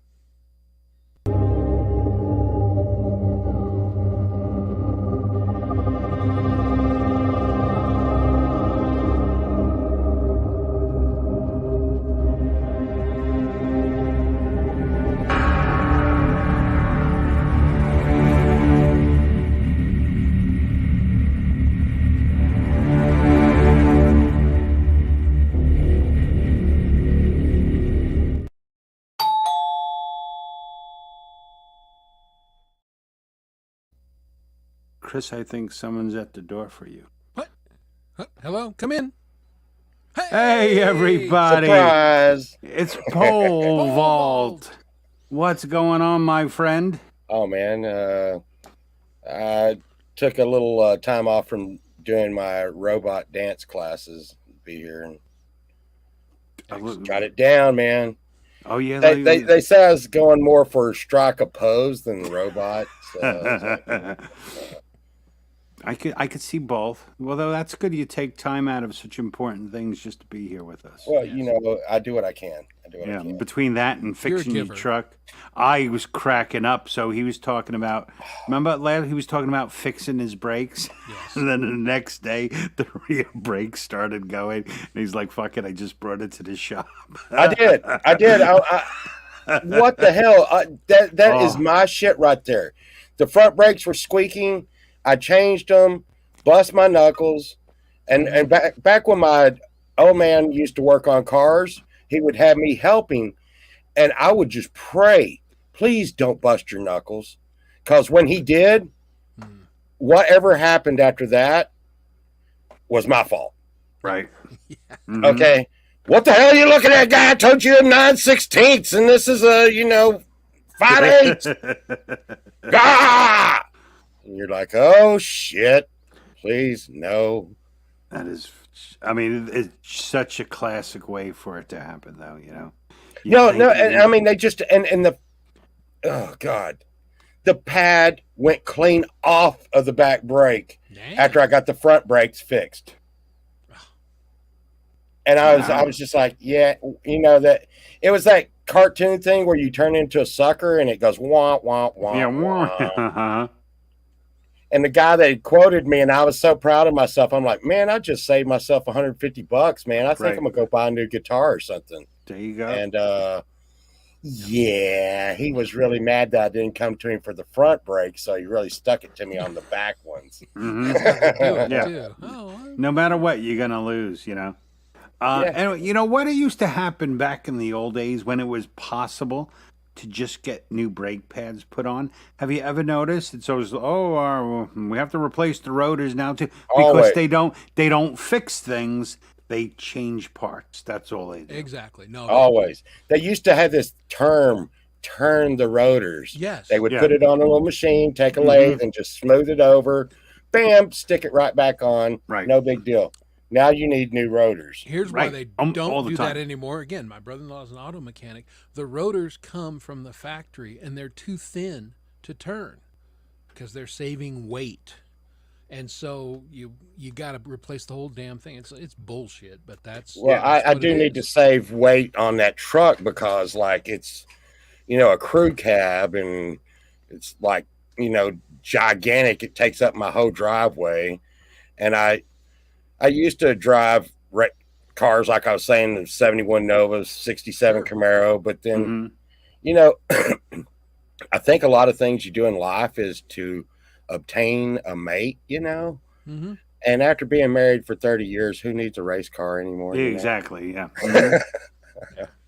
So I got tired of asking people, can I borrow your truck? Will you? And then I got a truck, and then I found out that people say, can I borrow your truck? Truck. Like, oh no, I'm one of those people now. Yeah. Damn it. I'm a guy with I'm a truck. person people turn to. That's no good. Yeah, you're in trouble if you turn into me in the first place. So Yeah. No, Now, remind turn everybody, to, not turn into. what was your first car? 71 Nova. Yeah. Okay. See, good start. It had a 350 in it, and then I got married, and I gave my first wife that car, and oh hell, what am I going to do? I got a 67 Camaro, And to Nice. this day, I can't remember what she looks like. I still have dreams about that car. Hell yeah. Now those old Novas were badass. That's why they're always in demand for drag racers because they were Oh. light and nimble. And man, a 350, those things could scoot. Yeah. I mean, I'd let's pull up to the 7-Elevens and I'd be half baked and just bang off those metal poles in at the front. Bang! Yeah. Not even a scratch on the chrome Yeah. bumper. Now I pull my wife's little freaking car up to like just one of those little cement bumps, go to back up, and it rips off Yeah. the whole front end. You go through over a little small pothole, and it's like $400 to realign everything.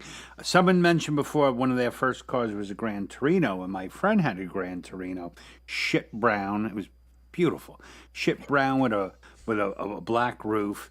And on Long Island, we used to we'd buy like a gallon of wine, like Riuni, or like Burgundy, Carlo Rossi Burgundy, Carlo you know, Rossi. because Oh you my can get a God. gallon of wine for $10, and we would hang out.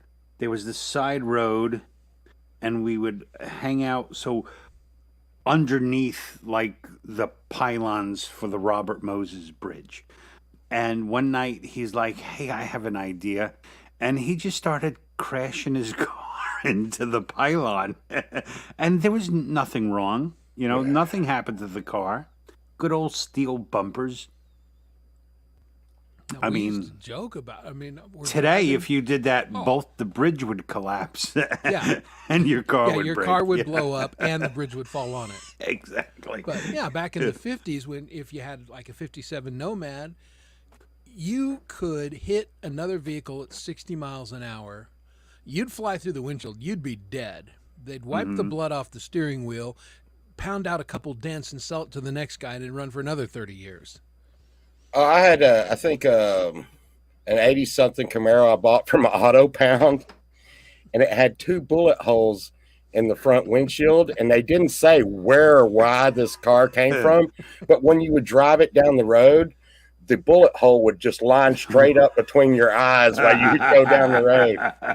I hope I never meet that. I hope that guy don't have a problem with the car and the I was an driver idiot. was, you know. I was an idiot. We had to drive. I'm in Texas, so we had to drive to another county to get beer. And I was 15, and I was walking straight into the beer store with a straight face and saying, "Oh, I left my ID at home," and they would sell it to me anyways. Uh-huh. And Love Texas. and I was very young. That's why I had the car in the first place. And I drove probably 20 miles with it 20 or 30 miles with it all the way to the floor. And it had like 120 on the thing. And this is a back country highway that had nothing on it for miles. And when I got to the house, I turned it off and went in the house, and you could hear like the engine cracking and stuff when I went in the house. It was like, Mm, came back outside to try to start it. Never again. yeah. It was done, huh? Yeah, I had a car one time, and I was driving it down the road, and it did like a drum roll.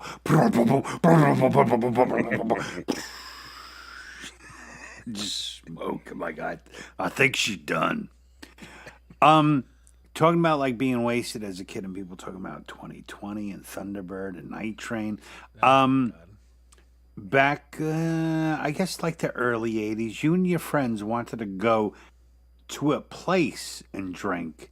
I don't know where it was the rest of the country. Go to a Chinese sit-down restaurant. They would serve anybody. And, you know, there was no such thing as carding. They're like, we're Asian. We don't have to follow your rules. And they were always fine. But because you couldn't go into, like a bar at 15, they would kick you out. But, man, you can go into a Chinese restaurant and drink all night. Stuart Well, Anderson so much has Steakhouse. changed. So That's much has where I used to changed. go. Yeah. And because I thank- looked 25 from the time I was about 17 till the time I was about 35. I just, and Stuart Anderson's, we'd go in there, we'd get a little dinner and sit and drink and everything. And then one time my stupid friends is like, "Hey, bring over around. It's Chris's 21st birthday." You've been drinking here for 5 fucking years. Are you shitting me? Yeah. I said, well, you're not in trouble. Did they sing Happy Birthday? They didn't actually, because they were kind of pissed off about it. I would have just completed the story. They weren't good sports. But, yeah. Why Stewart The Anderson's car no is longer- registered for 160. I don't know if speeds get registered. So the speedometer said 160, right? No, I guess. Fastest I ever went, Route 380 in Pennsylvania. Long ass road, with a huge embankment on the other side. You had clear views of everything. And I think in my Mustang, maybe about 140. I did, to the point where I literally, it was too intense. I'm like, I can't do this anymore. Like, but yeah, it was pretty cool. But you know what? Like, going fast doesn't last as getting fast. That's what I always say. The difference between, you know, everyone always talks about, like, you know, I have muscle cars. I still have a Mustang, rear axle, all the, you know, and people like, yeah, but, you know, these rice burner cars or whatnot, they're a lot faster. I'm like, yeah, it's not about going fast. It's how fast do you get fast. And man, when you just nail a Mustang and pop the clutch, you know, and run through, you know, up to like gear 4, you are pinned to your seat. That part's really exhilarating, you know. So I'm good I with used that. to drag race. Like you said, we'd go out to places that weren't built yet, Yeah. especially out here in Texas. And we would drag race on this strip where they'd been building. And I mean, we did it for nearly a year because they stopped building there. And I went through there drag racing these girls, and they were in a Mustang. I was in my Camaro, and I turned and looked at them, and they looked up in front of me, and their eyes just got big. And I turned and looked straight in front of me, and they had parked a big diesel truck trailer on the strip that we'd been racing on. Ooh. And the whole front engine went through the car. Oof. And in next to me, and you can kind of see it here. That's where my teeth came yeah. through my chin right there. Mm. And I just fell back in the seat. And I looked at my cousin. I said, man, I think I bit off my tongue. And then I went and spit the piece of the steering wheel out that came through my chin. Oof. And Damn. and I was like, dude, we're going to get in trouble. Get out and shut the hood. And the hood was over the windshield, and I had no idea the engine was sitting next to me. Oh wow, man. Yeah, it kind of knocked the shit out of me. Yeah. And believe it or not, I was not even drunk at the time, Yeah, well, thank which goodness. was amazing. At Amazing that, that it was happened to be this random night and you weren't drunk. Yeah. Well, we had just got there, and the girls had said, "Hey, go get us some Boone's Farm." You know what that means? Boone's Farm. Yeah. You know what that means? Mhm. And I was like, "We'll be right back." And as soon as I got back, these other girls were like, "Hey, you want to race?" I was like, feeling my Wheaties, and I was like, "Yeah." Talk about screwing up a party night. And that was what I was like. Well, That's probably great. not for the other people. They probably still partied and laughed. No, they about you did. all night. Yeah, They did. They were totally really You upset couldn't about it. respect them if Yeah. they did. He's not Um, dead.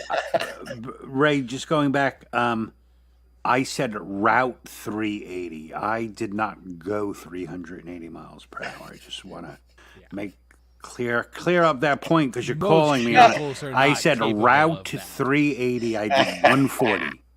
That is what I said. Dom's out on the 140 on Grand Prix. 380. 380 on 140. Exactly. I like a Didn't know your Bugatti last can't name even was do that. Andretti. Yeah, right.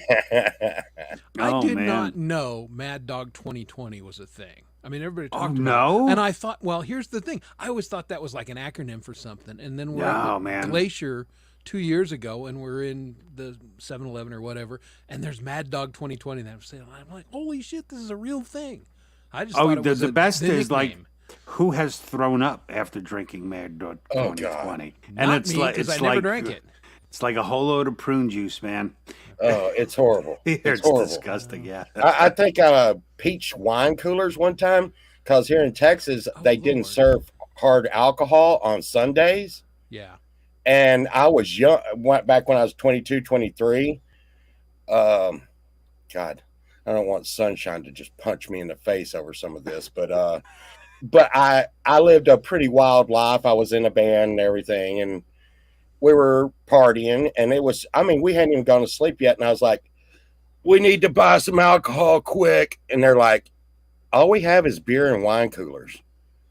And we drank so many wine coolers, and I got sick. And I was like, to this day, to think about a peach wine cooler just makes me cringe. Peach does not belong in a drink. It really doesn't. I was just Well, talking now about. I will make one except. Have you ever What? had peach moonshine? No. Peach Yes, I moonshine have. Is tasty. That's actually a good use of peach, but I would agree with you normally. I don't know if it's tasty. You might just not have taste buds after you Yeah, take a it's shot. just burn through, right? That's also possible. You know, we Pole vault, when you're talking about, she said, "Are you gonna go get the Boone's Farm?" It's like, girl asks for Boone's Farm. Yeah, the night is gonna end. But Oh, like be good. if she was a romantic, she'd like, "Can you pick up some pink champagne?" I remember we had like this party in the woods one time with me and my friends with these girls, and they wanted pink champagne, and we. To get them cold, we stuck them in like snow because it was winter time, and hey, so let's hang out in the woods. Let's bring these girls to the woods, and they started to freeze, and they were like, oh, they were all frozen. I'm like, they're pink sham plushies. No, Well, we never say anything bad about Zima. You I just would. knew that I'm not trying to be out there. It was a different time in this planet. But back in the 80s, when the group of girls got together and they were like, oh my God, we don't have any money, but are you guys going to the liquor store? Because we're not old enough. And we're not old enough. Right. But you ain't going to say And no, I can't. they were like, could you get some? And I think they thought it was fancy. I don't know what the hell, but Yeah, they'd yeah, be like, no, can I you think, get some Boone's Farm strawberry? Uh-huh. And you'd be like, oh, hell, if I had to sell my shoes and whatever I had to do, yes. Yeah, you was somehow you're gonna. Well, remember Apple Dapple? I have seen that, and I think I've gotten sick on that myself. Yeah. Oh, you get sick on all of them. They're all terrible, terrible things to drink. But one that fit in your jacket, like Mad Dog 2020, it fit in your leather jacket pocket. So that was great. It was such a cool looking bottle, a little square rectangle thing. Yeah, but all that stuff was just garbage. Oh well, Clay mentioned Zima. I They don't. I brought it out still don't know a what couple years Zima ago. is. Well, it's kind of a Western thing. So Coors was part of that. They were the guys that did, and they brought out the Zima, and it's a weird. I knew one point in my life was bad when I was excited that they were coming out with the plastic bottles and they called them lightweight travelers. And they were like, hey, you can go mountain climbing and sports bike riding and all this. And you can just not worry about breaking the bottle. You're like, what? Cold. I couldn't do this without hitting the Wait, beam. I'm trying to think of the whiskey. Cold Duck. Malt duck. They made a whiskey that was in a plastic container. I can't remember. I thought there was a Wild Turkey. It was Wild Turkey, Oh, Wild Turkey. Oh, right? That's Was that a supposed to be rough. whiskey? oh yeah. Mhm. Oh, It was yeah. like rock cut, but they had a plastic bottle for easy drinking. I remember that. We used to so we would go out and play in the clubs and hang out in the clubs, and when the bars would shut down at 2:00, the studio I'm sitting in, everybody from the bars, like different, almost what Clay does now, we were doing that like without the internet, and different people from different bands would come to my house after the bar would close, and I would buy this crap called Kentucky Deluxe whiskey. Uh-huh. And it is cheap. Puppy Deluxe. Well, And I would take it and I would pour it into like Crown bottles. And when people would get here, they were so wasted they didn't care anyways. There you go. and we would get, that was where we would actually have what we didn't know then would be called collabs. You know, Joe from so and so band was playing the drums, and this guy was playing guitar, and everybody would, and like you said, the sun would come up the next day, and we'd be like, "Oh, what the hell happened?" Well, when I was in the army in Germany, I was in Baumholder, Germany. I went in like 85, so I was there like 85 through 89. I played in a punk band called Reversible Oreo, and we couldn't play at any of the military kind of sponsored bars. So we found like a shithole building that was unoccupied, and we made a deal with the landlord and we rented it out. I think it had electricity. You don't have any running water or anything like that. And we hung a shingle, and I called it Club Baby Seals. And we set up and practice, and the same thing. People would just start, and it just became, a big hootenanny the whole night. But that was a lot of fun. Yeah, it was a lot of fun. Sounds like fun. We used to have a studio that we called it a studio that we rented, and I mean, all night long, different people would circulate through this thing that we called a studio. It was a studio. Have you ever been to like a mass sound studio where there's a bunch of studios in one place? Yeah. And a bunch of bands, and there's like people just going up and down the doors partying and stuff. Yeah. Well, I've never been to a recording studio like that, but I mean, I used to always play in like rehearsal studios. Yeah, we had rehearsal. They would just have a big warehouse, and they had the little hangout rooms, which you spent most of your night in, But that was always fun, and they had some. They in a couple places we used to practice that they had a couple of them where they had like seating. There was a stage, so you can actually have a show at a rehearsal studio and then like bring people. Yeah, that's one of those. That's another one of them stories I can't talk too much about because Sunshine will. Let's just say that at that time, girls would leave articles of clothing, and I would put them on my wall in the studio from when they were there. Well, that's. And it was a different time. If I could just keep going back to that. In Evergreen, that was the thing, If you took off your bra and everything and hung it up there. And the bands thing, yeah. And that's, I mean, they're still hanging there. That's just kind of their thing. It's one of those mountain. Colorado had some cool mountain bars. Well, I used to like when I was younger, I'd have roommates that were guys, and they would always lose their job and end up sitting there that would play Nintendo, and I'd have to kick them out. And then one day I ran across some male entertainers, not male entertainers that entertained males. Let's say they were dancing without their tops on back then. And you know what? Those girls that we had a big house, and they always paid their rent. Yeah, they were working. They had money. And sometimes they'd be like, "Hey, what? It's rent time. Here's your money too. Quit stressing. Why are you stressing, man?" I'd be like, "Wow." And I was in a band, and I think just like with getting the cars, the nice muscle cars. When I first got in a band, I don't know if I'd have ever gotten in a band if it wasn't for my attraction for women that like guys in a band. Is that bad? No. A bunch of people are like, I like the creative music thing. That is why most. If you're honest, that it plays at least a part of becoming a musician. It's like, this is cool, and girls like cool, and so yay. Yeah, I remember when I learned Breaking the Law. Oh yeah. I was like, okay, That. I'll just rip this out at a party.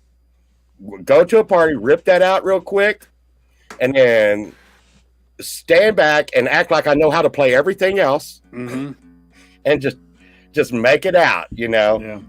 But no, that's wrong. Yeah. It's an A. Yeah. Come on, Chris. I haven't played it. Your guitars are tuned, Chris? Oh yeah. I My guitars are always tuned. Wow. Weird. Dom will tell you I'm weird about that.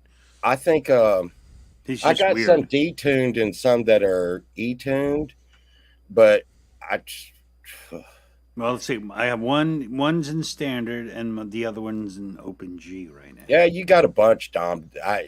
When I see you on the streams, I think Dom's probably got 3 or 4 acoustics. And then I'll hear you say, "I've got like this electric guitar and this electric guitar." And Yeah, and I think I have 14 guitars now. see, I knew it. I knew it. Four acoustics. Yeah.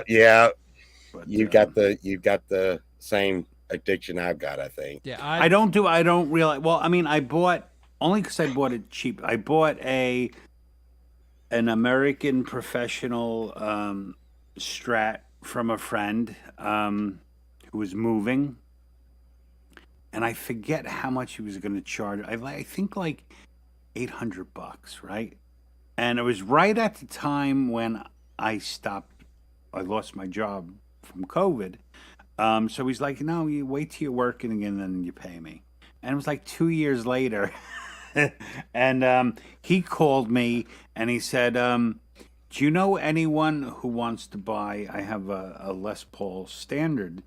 And I was like, I'll make you a deal. So I was like, I think, what did I pay him? Like so I paid him like $2,000 and for both. So I got a Les Paul and a Strat Pro for $2,000. I'm a total cheapskate. That's part of my addiction. And oh, like what's his name? Who's the guy? Jack White.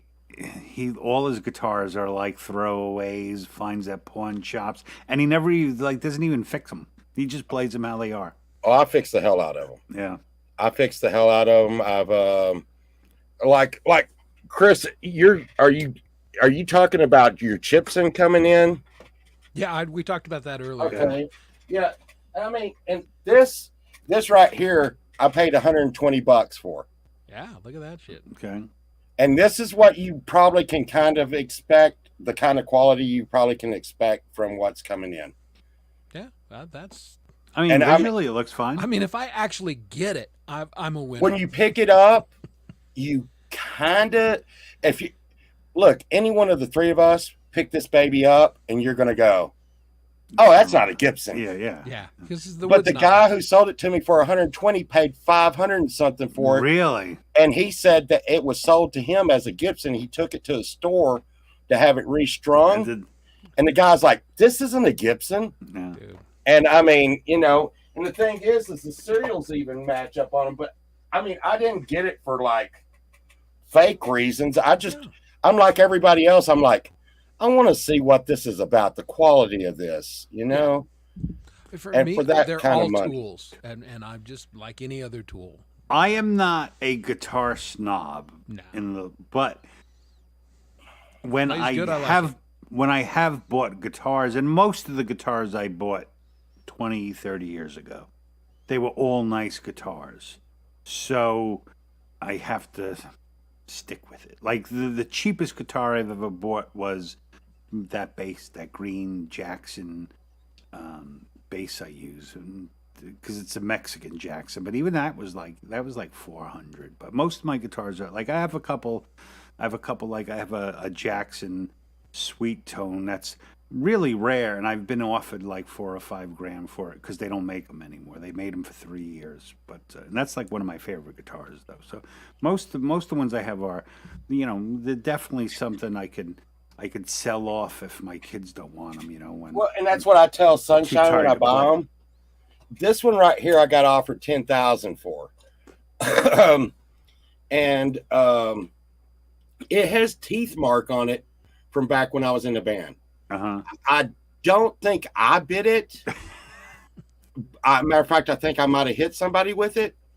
But it's one of the American BC Riches. And you have that one guitar when you can't think of what to write, what to make, and you pick it up and it just becomes a part of you. Yeah. I've had this thing. I've had this thing through it. I'm not going to name drop because I get yelled at for that. But I had a drummer from a famous, really, really, really famous metal band call me one day and said, if that guitar could talk, I would have to come over there and kill it right Right. now. Uh-huh. Yeah. Because he's like, I've done things in front of that guitar that, and then like I said, but I think a lot of people understand this if you play. When I got that Gibson, I made probably 4 new songs immediately. No, when Yeah, 'cause when it you got just the right causes one, the it flow, just yeah. they speak to you, and that's my whole thing. Well, even the wrong one. I got one over here I hate, but I pick it up and it has a distinct shitty sound that you're not. And I think that's what Jack White does. Not that Jack White sounds shitty, but I mean, different guitars make different sounds, Yeah, Well, and they have yeah. different feels. I think he has a good enough ear to hear the natural sound the guitar gets and find a way to make it sound incorporate. good. Yeah, into Exactly. what because really, his guitar sounds are generally out there. They're Yeah. they're weird, but yeah, they're not. Yeah, the not way he presents them in songs, they sound amazing. Isn't that one guitar that he has plastic? Yeah, I think he has a plastic guitar. Yeah. Yeah, I mean, what kind of sound could that actually, But then I'm sitting next to a Boss GT6 pedal that make anything sound Anything, different. Yeah. Mm-hmm. Yeah. But it's that bass sound. And like I said, I've had guitars that, I mean, like that. I got a Miley Cyrus guitar. I don't think that I'm really torn on what to do because people are like, hey man, you need to keep that thing in mint condition. And I'm like, yeah, I wanted to put some Invaders, some Seymour Duncan Invader single bars in it. And Well, I mean, you could and just keep the old pickups. right. Well, let's see. But I mean, everybody wants to be a secret star, right? yeah. Secret star. Do we really think Miley Cyrus things are going to go up in value one day? Well, I mean, I don't know, but it's a Hannah Montana one. Oh, that's totally different. No, that's And it totally has different. That is golden. Yeah. And it has stars going up the neck, and it's made by Washburn. Okay. But But I thought about hot rodding the hell out of it, just putting some like really hardcore metal pickups in and go in. Sometime I when mean, I'm that playing is with the kind of guys. guitar that would be cool if you became a shredder and that was your shredding guitar. Like avoid. Hey, Yeah. Mhm. I Just- thought one of the funnest things I ever saw was the Hello Kitty guitar, and some shredder guy got on that and just was wailing Oh, on yeah. the Hello Kitty guitar, and Right. it was fun because it was the irony. But again, they're just a tool. If you're not a collector, then you don't give a shit about that kind of stuff. Collectors get all butthurt that you ruined the guitar or whatever. Screw it. Again, No, it's a it's your tool. guitar. Do what you want. Yeah, have fun with it. Well, what's amazing to me is I got a Gibson Les Paul Studio, and I always wanted it, got it. I bet I played it 3 times since I've gotten it. Yeah, see that's Yeah, I mean, I don't particularly love mine. It's a little heavy. It's a No, little they're heavy. extremely Les Pauls heavy. are Yeah. heavy as Les hell. Pauls are really and, heavy. And you got the Jacksons. I mean, the guys always give me hell because I have a lot of Kelly Jacksons. Right. Yeah. And for some reason, I'm a glutton for punishment, so I go with the Floyd Rose system. And I mean, Yeah. I Well, guess if you didn't know it, it would be hard on you. But after years and years and years, I'm just used to it. Yeah, I've actually decided I'm going to sell I have I used it in Dark Age. It's a American made soloist, neck through body, like Tiger, Maple Flame I love Tiger. that. And it's not a guitar for me anymore. Like I'm never gonna shred, I'm just not gonna do it. I mean, it's a great guitar, but I've asked a lot of people, I mean, a lot of people, Once again, I'm not going to name drop, but an actual, a lot of people have seen this guitar. Have y'all seen a lot of Floyd Rose tremolos? Yeah, a bunch.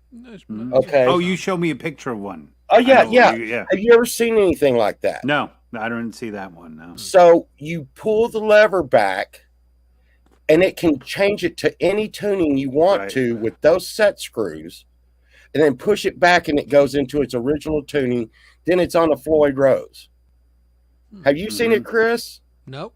No. This no. is, now remember that guitar that I said. Let's see, where are you?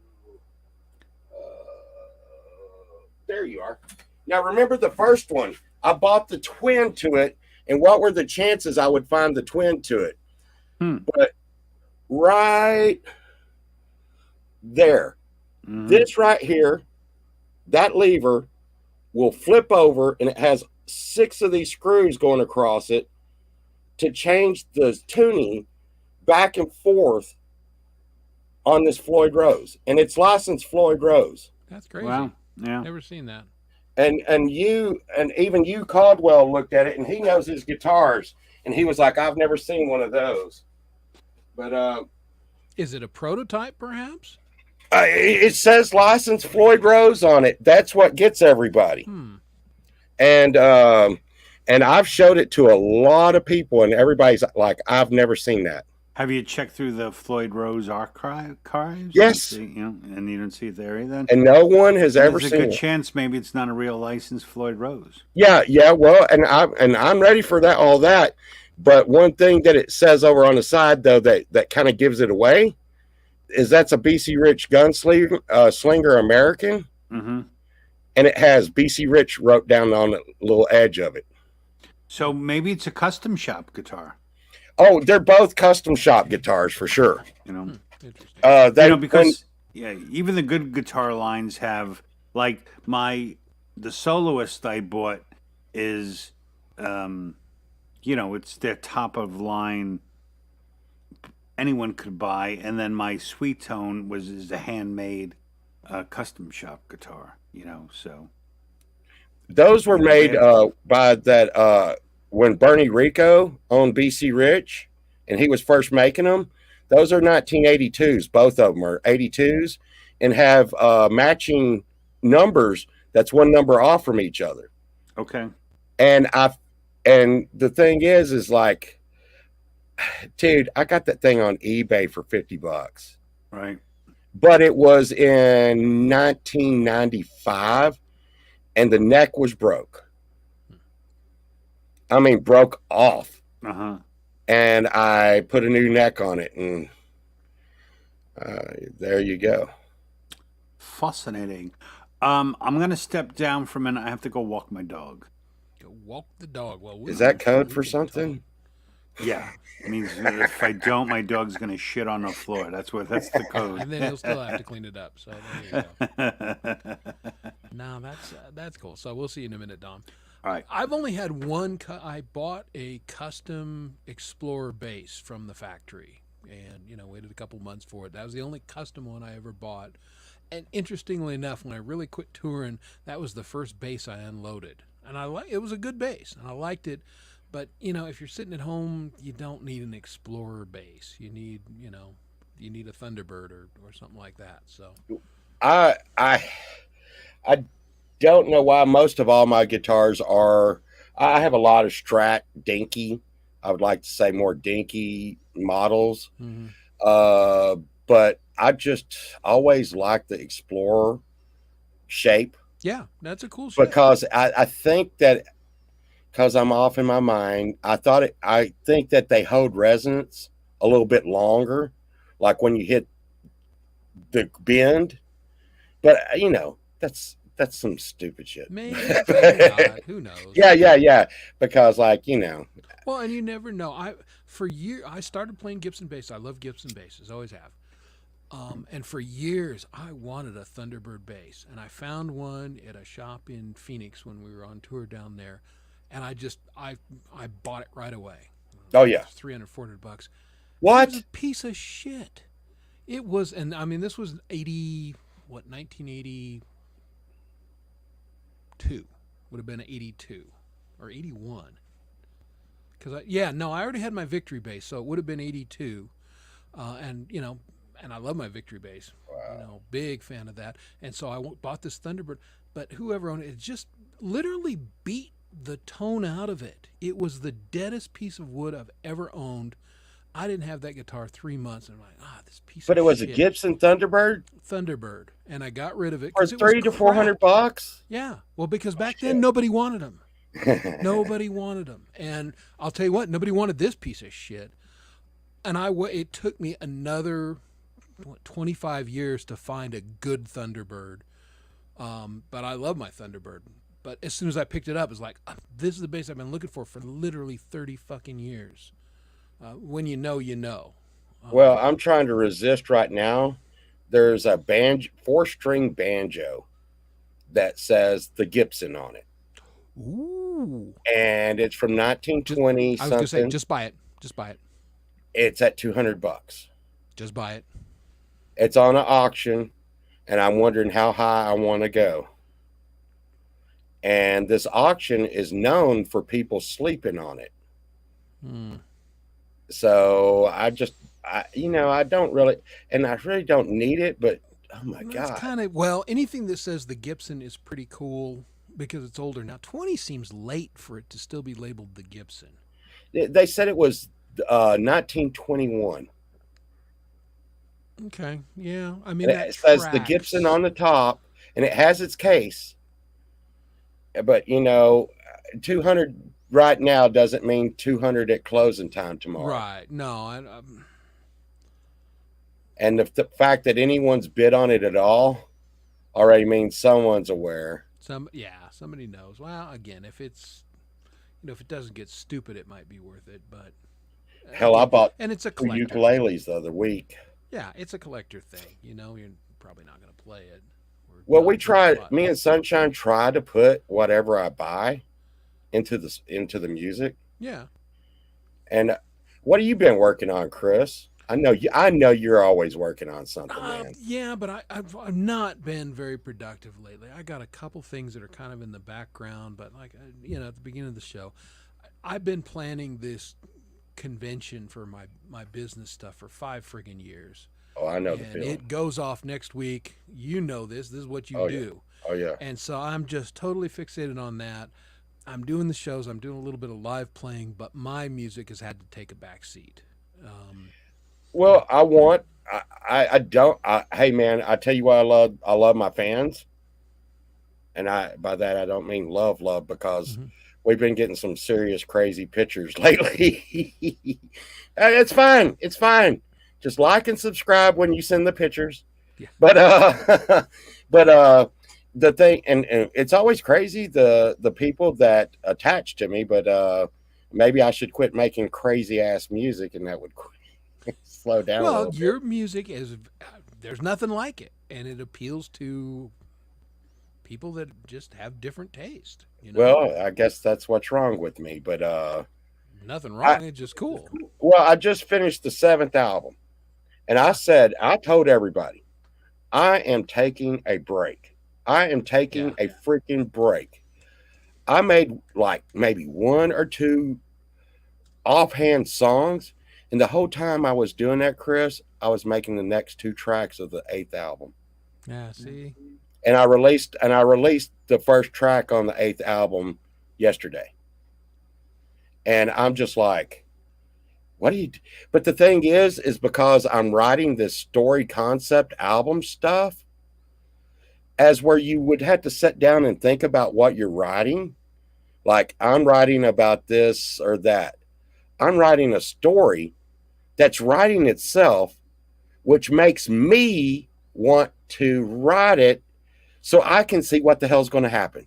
Yeah, I get it. And that's how creativity works. Now, as soon as I'm done with this crap, I owe a couple people. I do collaborations and everything, and I just noticed Lady Rhodeline Straight came into the chat. She's my pal from the UK. I owe her. I've owed her for a while, and I've just had other crap going on, and I feel bad about it. I hate making people wait. So I've got that one and one other one. I'm going to finish that stuff off, get my obligations taken care of, so I'm not jerking people around, then I've got a song that's ready to record, and I've got another one that I hope to put on Russ's Cancer album. Me too. That's been really hard for me, man. I That's got a been really song, I hard. got a concept. It's mostly written, but I gotta buckle down and do it. But again, I've got other people that I owe things to that I'm going to take care of first. Then I'll do my own crap. So I'm kind of, the thing is, Chris, is I put out that 7th album and I had 400 subs at that time. Here we are, maybe a week to 2 weeks later. I'm at 850 subs and 250,000 views. that's nuts. I Man. can't. That's cool. Yeah, but at the same time, I wanted to take a break. But I have seen people that were going up on an upward trajectory just be like, I'm taking a break now, and just start to go, yeah. Yeah, and again, it kind of depends on, what's your goal on things. My goal is always to have fun, do things that I think are good, and if other people really enjoy them, huge bonus for me. And you can get on a treadmill that I think it saps your creativity to a certain, because you're trying to service this audience or this algorithm or whatever, and then I think you lose some organic. Well, I'm but not convinced this you last do your one best people work. said was one of the best ones I've ever made. Well, and that's cool. And I mean, if you're on a high creative streak and it's because you feel like you want to keep going and keep that thing going up, that's great. But if you feel like I'm a little burned out, or I need to take a break, or then that's what you should do. And Well, I who always knows? quote. I'm sure you've heard that I quote you all over the place. Have you heard that? No, I haven't really. What I quote, even in like interviews I do all the time, I always bring you up because when I was first started in the community, I was wanting my music to be perfect and right on time, and I was not releasing anything, and and you were like, "Hey, dude, let her rip, Tater Chip," and I was like, "What?" And you were like, "Dude, you'll be writing the next song by the time you can worry about the last one. Just just do what's good, put it out there, and just get it out there." And it was one of the best advices I've had, because I've shared that with other people that are like, I can't sing good. I'm like, or I can't do this. I'm like, for example, Abe was saying the other day, Abe the band, that dude is badass. Yeah, I agree. Okay. And he was saying, I need to do with these voice tracks and all this. I'm like, hey man, let her rip, Tater Chip. Just get on there and put it on. Yeah, yeah, we are so self-limiting as artists, and I have fought against that my entire life, because I think there's things I can't do, and when I think that, then I play this little mind game. It's like, if I think I can't do that, then I better go do that, whatever it is. Again, I'm a bass player. I never intended to be a vocalist, lead singer kind of guy, but here we are. And I certainly never intended to be a songwriter. Dom invited me in the group, and here I am, because and I just went for it. And I think that's the best advice any artist can give another artist, is go for it. And if it may not meet your standard and everything, well, then fine, file it away, Sure. get better, do another one, do another one, do another one. Sunshine Archer, one of the first songs she ever sung on was one, I think, Drums of War or something. And she walked into the studio, and I was like, hey, why don't you please just sing? And I mean, we'd been married for 30 years. Never knew she could sing at all. Really? And she comes in and she went, I'll just go like this. Ah! And I said, thank you. Now go away. And I took it and I went into Audacity, and I, put some effects on it and stretched it. And that, when you hear this now, you hear this scream in the background, like Pink Floyd or something going, ah. She's like, that's me. And next thing you know, I'm like, hey, you played flute in high school. Boom, I just bought you a new flute. I don't know. I don't want to do that. Next thing you know, she's playing flute on Awesome. YouTube. Now she has her own channel and she's making her own music. But, you know, it's kind of crazy. We still say featuring Sunshine in all of the pole vault songs because I really consider her to be a part of whatever this is. Of course. But pole vault was never supposed to be a what it is. It was pole vault was me testing my studio on YouTube, and then I was going to go and make a serious band, but then all of a sudden it picked up. Clay and Doc played me, Yeah. and the next thing you know, I'm like, holy smoke, I'm doing this now. That's how Yay! it works. Hey now, Hey, do you got any used brakes? I bet I could find something for you. No I got to doubt. get a. Someone needs an armrest. There you go. And, Well, yeah, that's it. And we get so I'm working fixated on the destination that we forget to enjoy the journey. And the journey's the best part. And then you end up where you end up. Well, I would just Oh. love to see our community grow, and Sunshine can tell you that this may sound a little creepy, but I go around to young musicians Yeah. like a kid sitting on YouTube going twang twang twang twang twang, and I'll come in there and I'll be like, "Hey, buddy, that sounds really good. Keep practicing and keep putting it out." Yeah. And when I came in, one of the kids now that's really good, his schoolmates were telling, "Man, you suck. Cut it out, cut it out."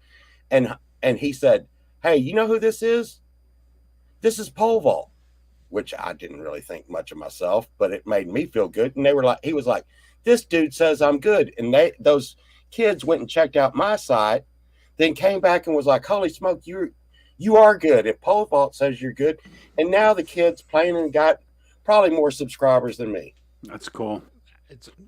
It's amazing what can happen Well- if you just do your thing. This Oliver Anthony, who's blowing up the world right now. I mean, he's us. He's just a guy who just played, and put it on YouTube, and all of a sudden people heard it and went, I can relate to this guy. I like what he has to say, and now he's huge to the point where a record company says, "Hey, would you like $8 million?" He goes, "No, I'm the good." North Country. Yeah, What the a good friggin' Richmond- song, but yeah. Oh, you should see What a good his song. next I've listened one to a that couple, He yeah. released yesterday.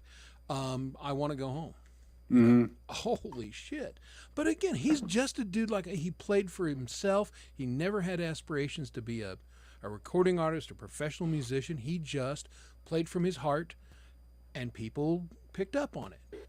Yeah. And to where I'm tying this back into pole vault, if we as a community just continue to put ourselves out there, be true to ourselves, whatever, a couple of us are going to attract attention. Somebody's going to dig what we do, and they'll, could be the next one of those guys, or just I think it's kind of the same like when they talk about when you're out in the dating market, you're never going to find the right person when you're looking for them. yes. Oh, so true. You come across them when your eyes are open. And I think it's the same in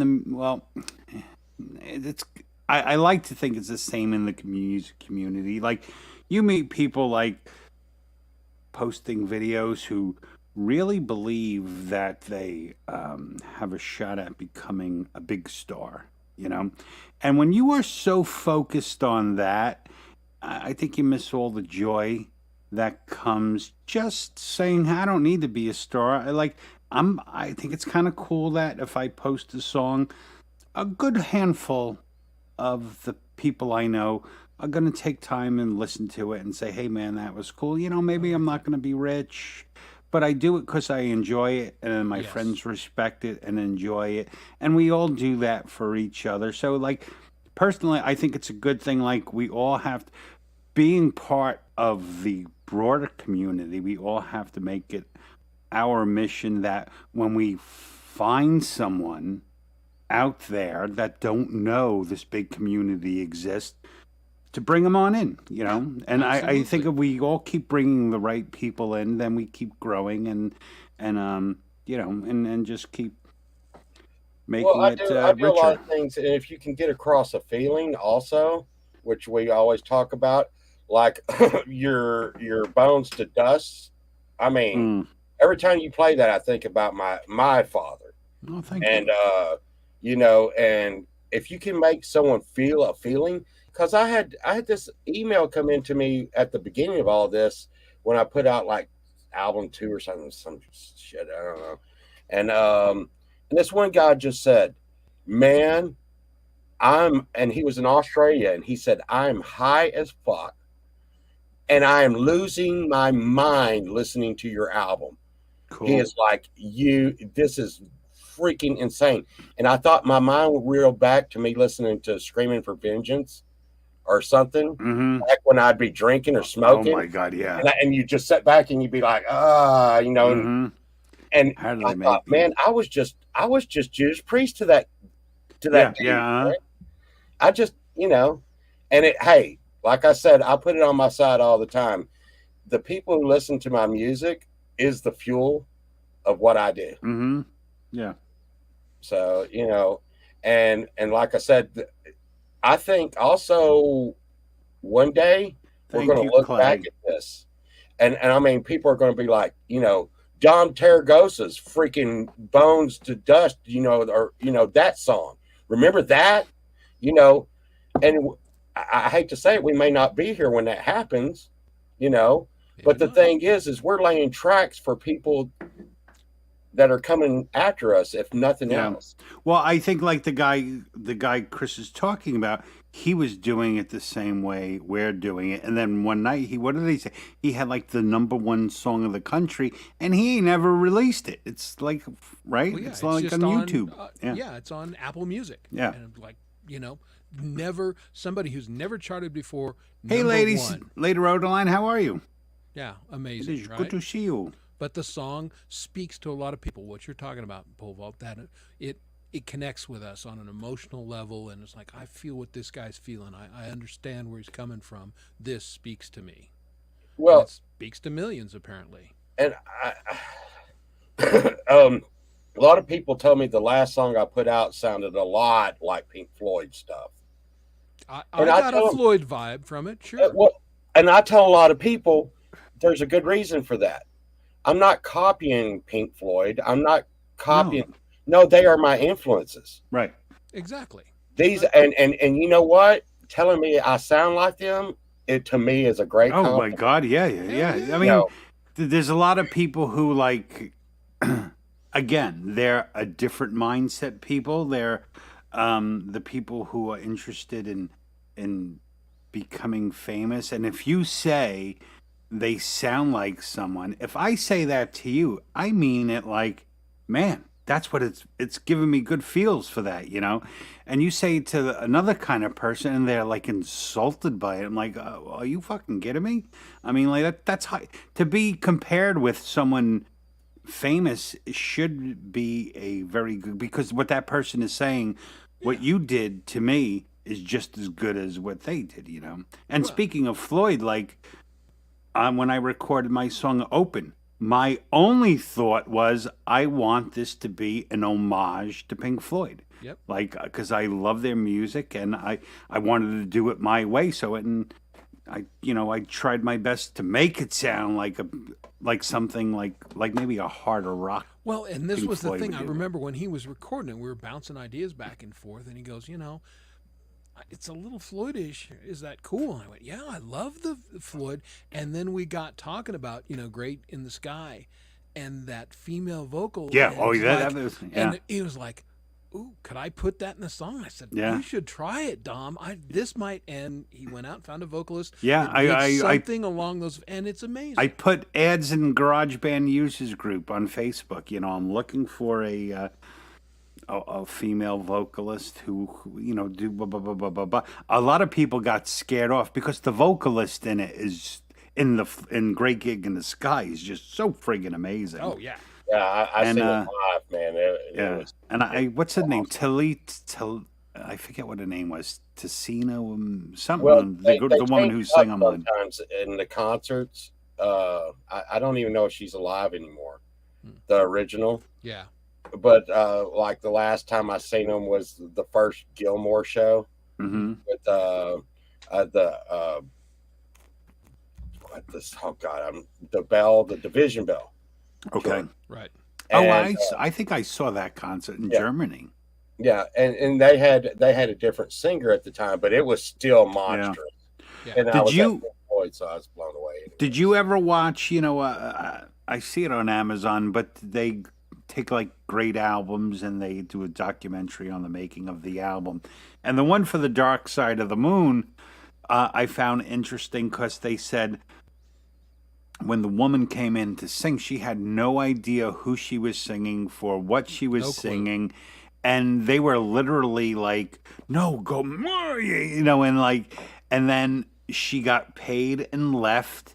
And it Yeah, a wasn't couple until $100. like a year later when the album came out that she even knew she was actually featured on the album, So that's pretty crazy. Well, they were very experimental in the studio. Yeah. If you've ever heard raw Floyd tracks, there's vocal things in there that you go, what the Yeah. fuck? I mean, they're out of key, they're just bizarre, but then it's all mixed together and you get this Pink Floyd sound that they just don't sound like anybody else. Well, you know what? Well, because I think especially Roger Waters, he was working more on a feeling of a song than I'm not comparing myself to him, but when I make my own song demos, I don't care about a lot of. I'm not trying to do a good melody. I'm not trying to play. I'm just trying to capture the feeling I want, and then if I can do that, I can then turn it into something. I think that's kind of what he did. I got some of his lyrics are just so beautifully amazing. Two lost souls swimming in a fishbowl. Like, oh my God, how could you even conceive it? Is and it's so perfect, But yeah, so I don't think he was trying to be perfect. Like, I think it was in that same documentary. What I forget what song. I think it was Brain Damage, and his voice is off to the side, and they were like, "You can't do that," and he was like, "It's Why my not? song. I'm do going what to I do it," and want. like got rid of the sound engineers, like, because I wanted to be like be like that way. So I thought that was really cool. That live at Pompeii, have you ever seen that? Oh my God, it's amazing. And they're already It's starting to do yeah. parts of Dark Side of the Yeah, Moon. it's which friggin' don't know- amazing. They didn't know at the time Right. these tracks are going to be on Dark Side of the Moon, Right. but they're doing it from the Pompeii thing. Yeah. And Which is- really, when you strip their music down, it is so uncomplicated. Yeah, It's a just lot of it so is layered, basic, But yeah, all the other things that come into it, and it just, again, it's this like being in the middle of a symphony. You've got all the stuff Yeah. swirling Mhm, around yeah. you. The parts themselves might be simple, but it just doesn't sound that way because you've got all these. I did textures weird and- things on the last track I did. I actually have a friend from South Africa that speaks like Mr. Smith and all them, like, good day, sir. Uh, And I thought, okay, I need a psychiatrist here Mm. for the character. I saw that one, yeah. So Okay. I had him. And did you know that voice? He sent it to me on a phone, Okay. and I recorded it up Okay. to my computer and then played it back and recorded it through my mic and all Mhm. this.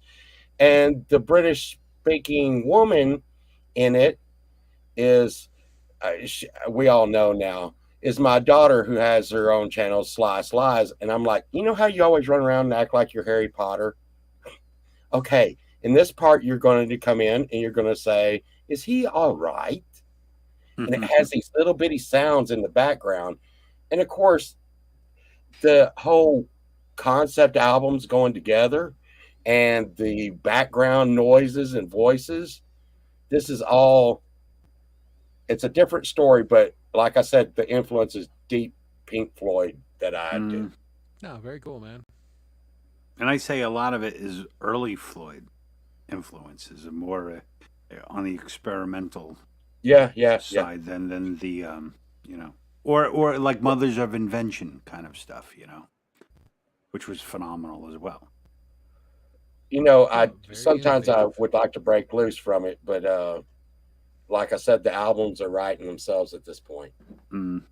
because I Got to mean, do what you I got to already do. know the storyline, and so now I'm like, I've got to bend these words to get to this storyline. And that was also a weird thing about my influences on Pink Floyd. You notice they didn't always rhyme their words. You No, know, No. like I was always taught to write a song like dun dun dun rhyme dun dun dun dun rhyme dun dun rhyme, Mm. and Pink Floyd just told the story. And as long as you keep the melody going and you can tell the story, it doesn't always have to rhyme. No, I mean, I think rhyming becomes a problem when you rhyme too much, then people complete the lyric before you actually sing it, and then they get bored of it. So it's always good to throw them off trail or change it. Like, so you weren't. I don't know if you were here, but Michael Songs and I were working on a song together, and we're both very different in the way we write songs, but and it comes through in this because half the song, the third and the second and fourth lines rhyme, and other half of the song, the first, or the first and two lines at a time rhyme. So even the rhyming pattern changes throughout the song, and it's rhyme. Yeah, some things just like a trailing off kind of thing. It doesn't need to rhyme, and it's good to throw people off. And then again, it all depends on what the song's about, on yeah, whether it it's should just rhyme or not. sometimes a close rhyme is good. Sometimes, like you said, a rhyming structure that you've got 5 or 6 lines, and the rhyming line ties back to something right at the beginning. It I just will tell you, depends. I am a sucker for hook songs, though. Well, see, and that's Yeah. what I was driving towards. Mhm. That's my thing, and I can't help it. It's just how I Clay, got to Clay do a played hook one. thing, and then Clay played whatever else. one time, and I still have it in my head. I don't even know if he knows where it came from or anything. It was just this guy going, "Go to the moon, go to the moon, go to Mhm. Mars," and that's all he was saying. He played it once, and I'll never forget Hmm. that song. And nothing rhymed, Yeah. nothing made sense, but he was just going, "Go to the moon, go to the moon, go to the moon, go to Mars." And it stuck with me, and I mean, just stuck like glue in my mind. Cool. Yeah. And then it's the thing, you never know what's gonna hook. Like, Right. except like, I mean, there are certain types of pop songs when the hook is intentional. Mhm. Sometimes it becomes a little transparent to me. Like, I don't like a song that tries to lead me somewhere. I want to lead myself through the song, kind of thing. So if I feel it's putting me in a box, then I resist it. The hooks I like are just kind of manifest themselves, Yeah, and they like should be you can kind of organic. tell when they don't even realize they've made a hook. Yeah, Well, they're just doing their thing, and we go, damn, and I it was just sticks in your looking head.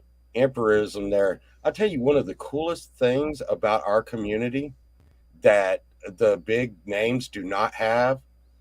I have probably what 50 producers on my album because I'm talking to 50. I'm talking to you and Yeah. Chris right now. Yeah, Yeah. Okay, something that y'all have said to me will stick into the next thing I do Oh, or the next 100%. Yeah. attempt.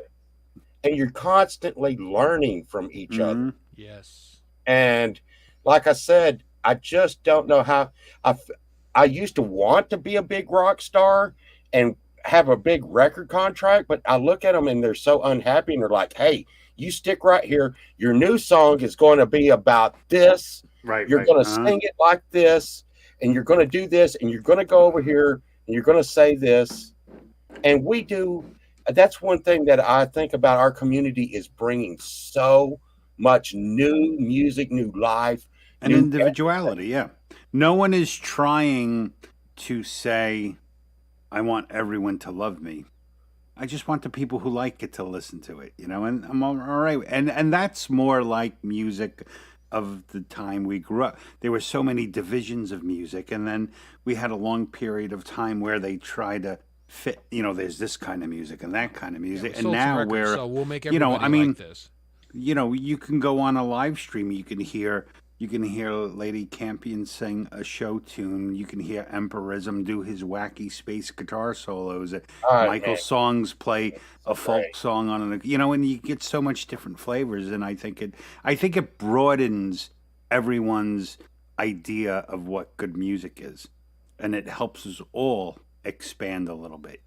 And for a lot of the reason is because we all started, especially in this community, we all started because we enjoy playing music, and then we started associating with people also making music, and now it's almost flipped. Like now I like talking to the people more than actually the music, and so it just gives you a deeper respect for what they do, and it's all that kind of stuff. Well, it's starting to make like this hybrid thing going on with us because Ozark came in with Lady Campion, Right. okay, and he was doing country, damn good country, Yeah.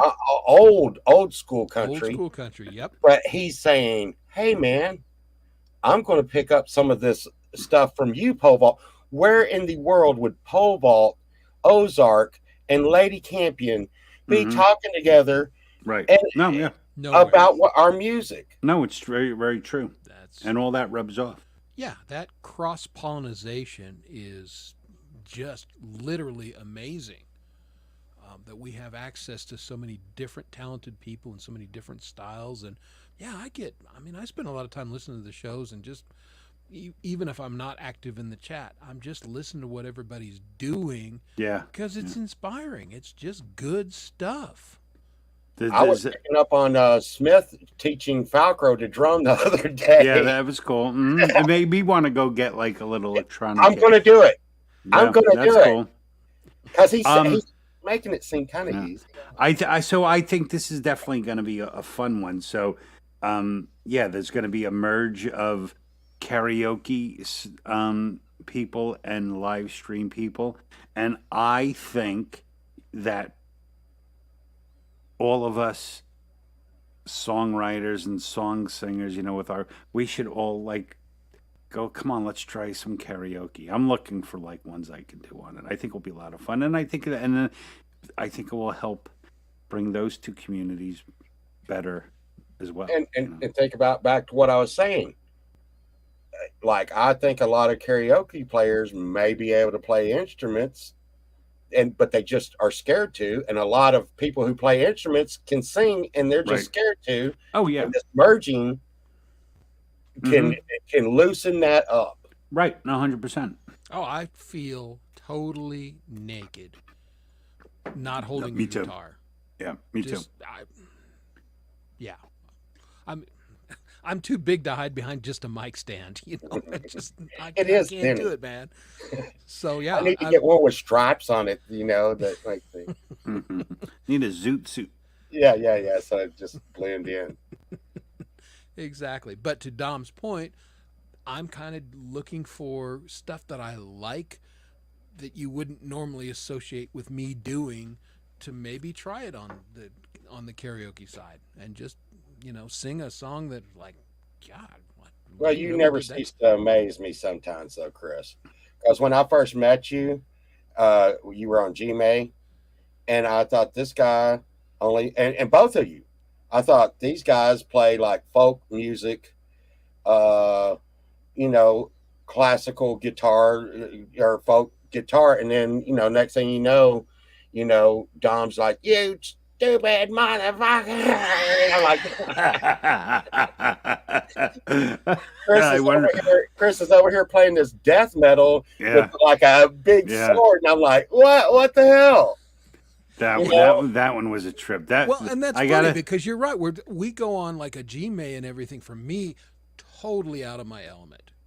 Just strumming an acoustic guitar and singing. I don't do that, but I've started to do it because it's a way to stretch myself. But fan blowing my hair and singing and playing bass or guitar, that's what I do. I think. Yeah. But That's it's just what fun they to try like. different stuff, man. Yeah, but Dark Age, but we talked about that for so long, and I was like, Chris, it's and when I pitched it to him, it's completely different than the way you sing, and Yes. like you can't sing it like one of your songs, and we were Batman. I was like, come on, man, come on. Well, again, it's Like I the said, community he pushing did one like another. hundreds of takes, and I was just a dick to him the whole time. But then, But it got- but it yeah. sounded fucking amazing. And then he went from that.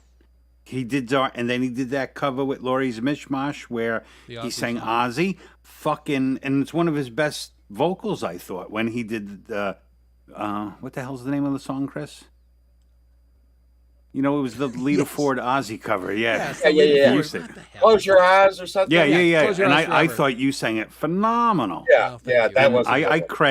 I credit me from Well, singing Dark Age. because it's all about Dom. Remember, always all about Dom.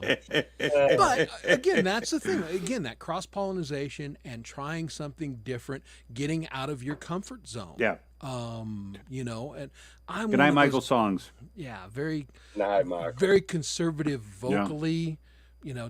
Don't push my voice and on Dark Age, Dom's like, you got to get nasty and you got to sing for you really staccato.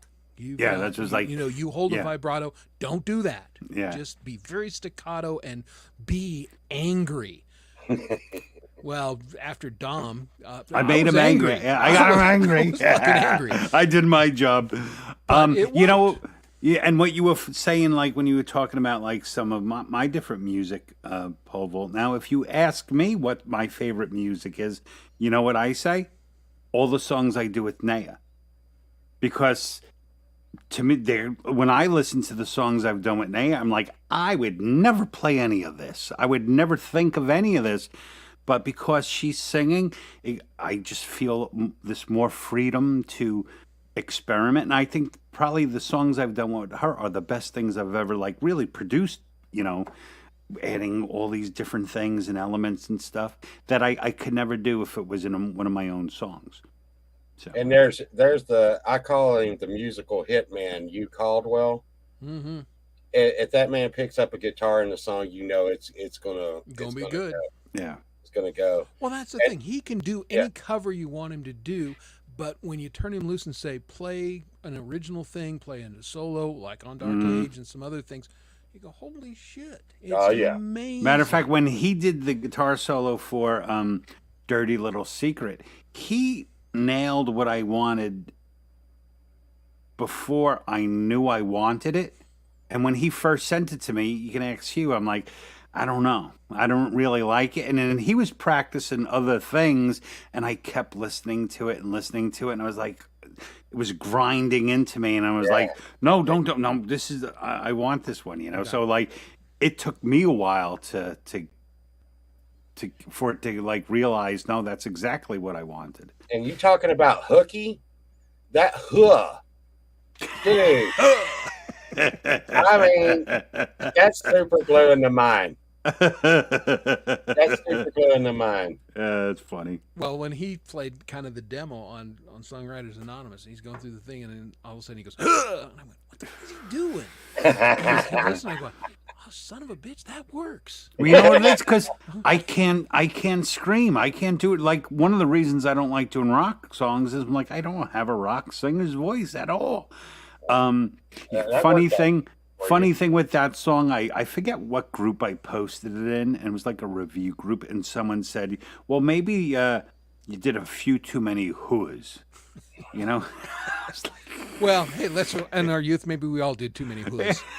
but I was like, That's for "Come you, on, Lori." man."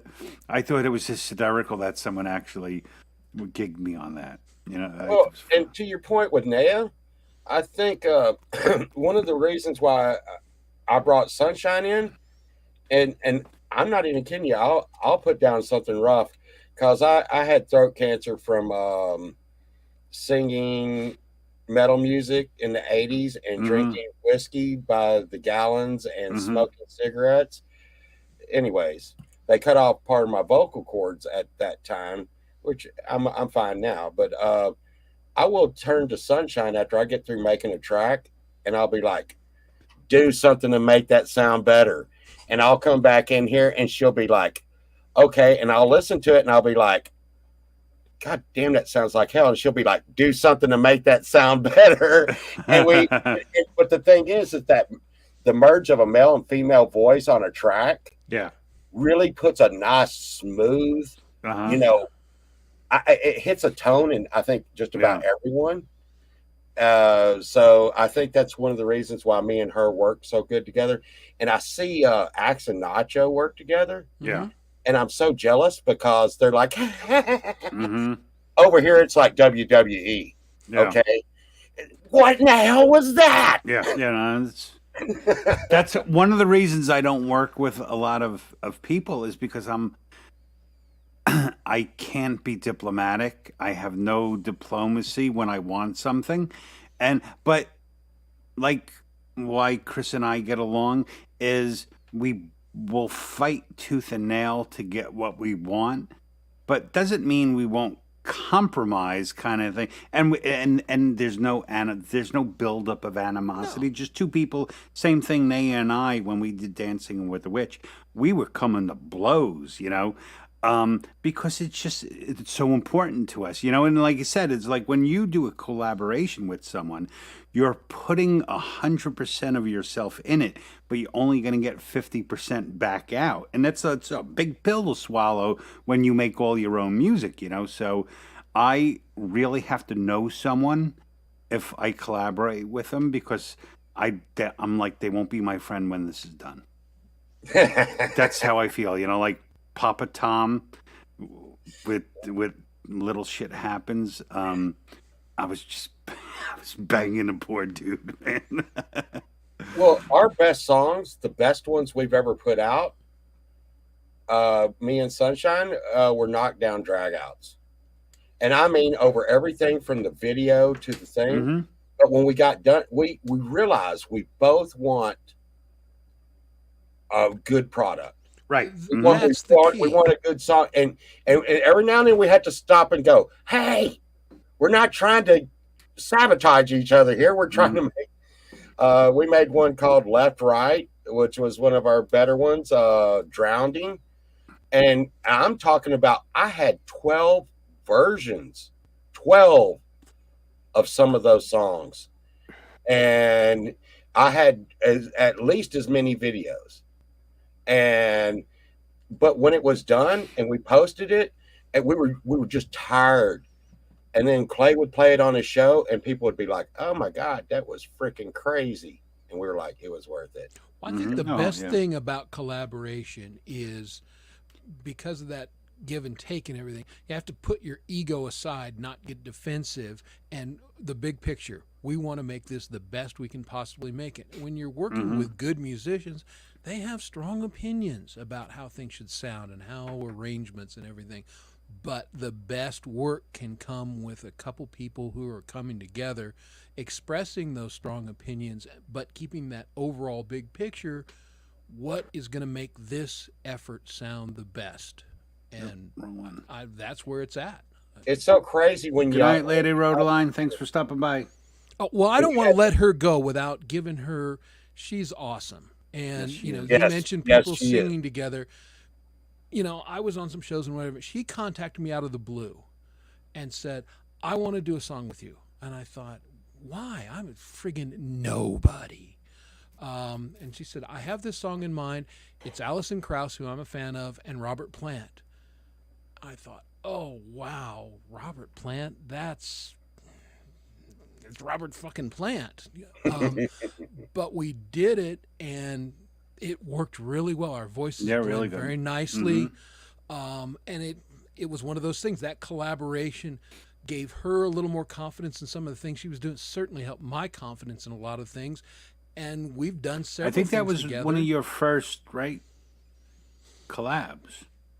One of the first- Yeah, Other that's- than people in Yeah. SWA. Yeah. Yeah, exactly. Other than in SWA people, is my first, outside collaboration that anybody ever heard. I did a couple others, but nobody's ever heard them for various reasons. But that was one of those first ones, and it was just a great experience. And we've worked together on some other, including one where she did all the vocals. I didn't sing anything. I just played guitar and bass on it. And I was her backing band on that. And so it's fun to get with people and get out of your comfort zone, try new things. It's always helps that you nice grow. feeling when you hear the finished product together. Yeah. And all of a sudden, all of that angst goes away. Yeah. Well, that was the thing. Oh, When yeah. it was all said and done, it was like, well, that's pretty damn good. Yay. Yeah. And that's the object, right? So yeah, it was. I will forever be grateful for her for reaching out to me and getting me out of my comfort zone to a certain extent. That was fantastic, and you rock. Yeah. I know you've done a bunch. Yeah.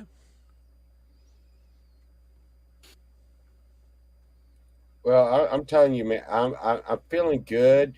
Every time we get a few pebbles on the road in our community, but I think we're really growing, and we're really getting in.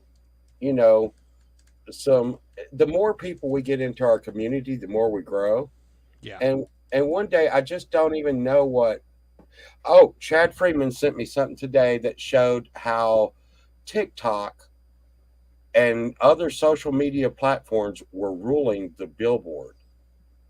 How they were dictating how that songs used to not be good, and then they would go up to their peak and hit number one and then come back down. Well, because of social media and stuff like that guy skating down the road playing the Fleetwood Mac song the other day, it brings that song back up in the top 200. So songs are being really manipulated by social media. And at that point, you're like, okay, I think we're on the ground floor of something big really going to go off. I kind of have always felt the same way. I've always felt that what we're all doing here, kind of stepping outside of the mainstream, is how all the big movements in music have started by people who just got fed up and did their own thing, and at some point a light shines there. So. Or Well, we can say, I love Or- Miley Cyrus, man. She's got good songs, but the song "Flowers" is a good song. I like it. I teach my kids to always like everyone's music, okay? Because no matter what you think about it, that is their guts and soul out there they're putting out there.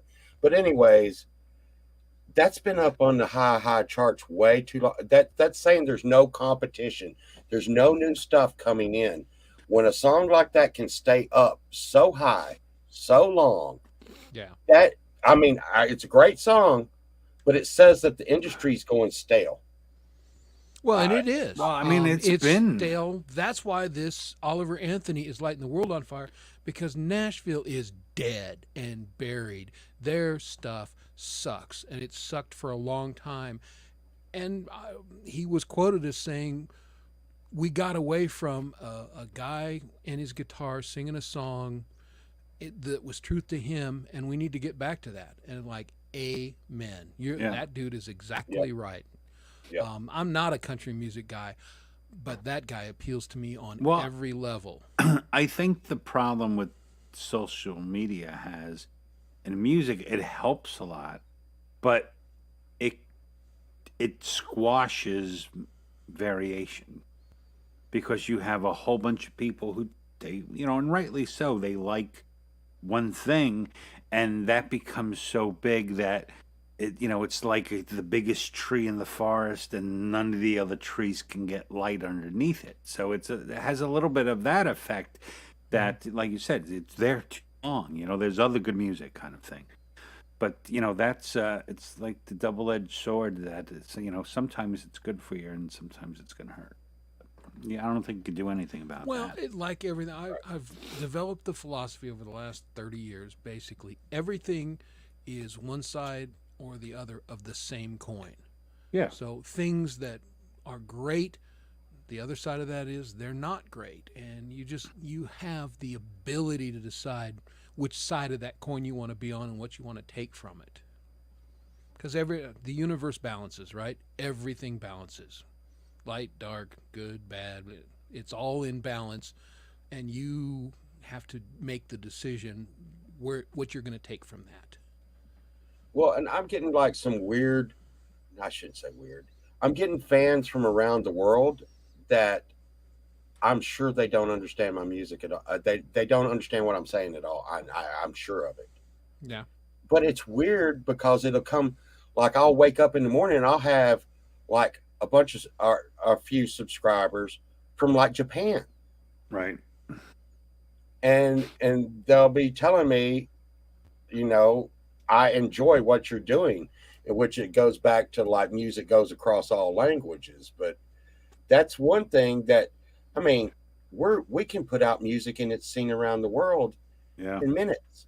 I had I wrote a song, Sweet Senorita, and it was doing okay, and somehow someone listened to it. I don't know if I listened to them first, they listened to me, but someone from an Asian country, and they were like, oh, I really dug it, and they shared it. And I'll tell you one thing, man, they are like when they share things. Yep. The people they take, and I started getting hundreds and then thousands of people listening to it, and it's one of my highest viewed songs, and it was purely because of like talking to one person way outside of my window of view.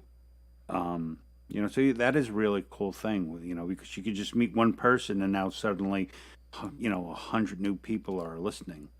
So Well, you think about how far we came. I used to beat my brains out for 20 drunk people that probably came to the bar because it was any coin, any drink night. Mm-hmm. And I would beat my brains out so that they could see, you know, maybe catch some of my music.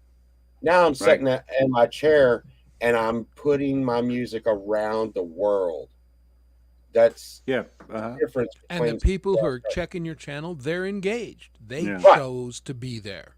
Right. Unlike some drunk who wandered in the bar because they had buffalo wings, you know. Well, I may go with the any coin, any drink on my site, but you know. I had a friend of mine a couple of months back started up an open mic at this bar near me. And he knows I do this, so he was like, I want to stack the deck, so I want to make sure I get, you know, people who can actually perform. It was like, well, will you come? And I was like, yeah, sure, I'll come. So I was going there, and it was probably maybe an hour after it started, and I saw his car, and I saw his wife's car, and I went home, and he calls me the next day. He was like, oh, man, why didn't you come? I was like, dude, man, there was you and your wife there. I was like, and he was like, well, you know, there was like 12 people there. And I was like, I played on YouTube last week and like 35 people were there. And I don't have to leave my house. You know, it's like, so I'm not going to make any money at your open mic. I may as well not make any money sitting at home playing for more people. Yes, you know, so not make any money very comfortably in your own environment in the fridge. Exactly. Yeah, I have beer, right? And I don't have to wear shoes. And again, it's a hell of a lot better audience. Right. The people want to be there. They're interested in what you're doing.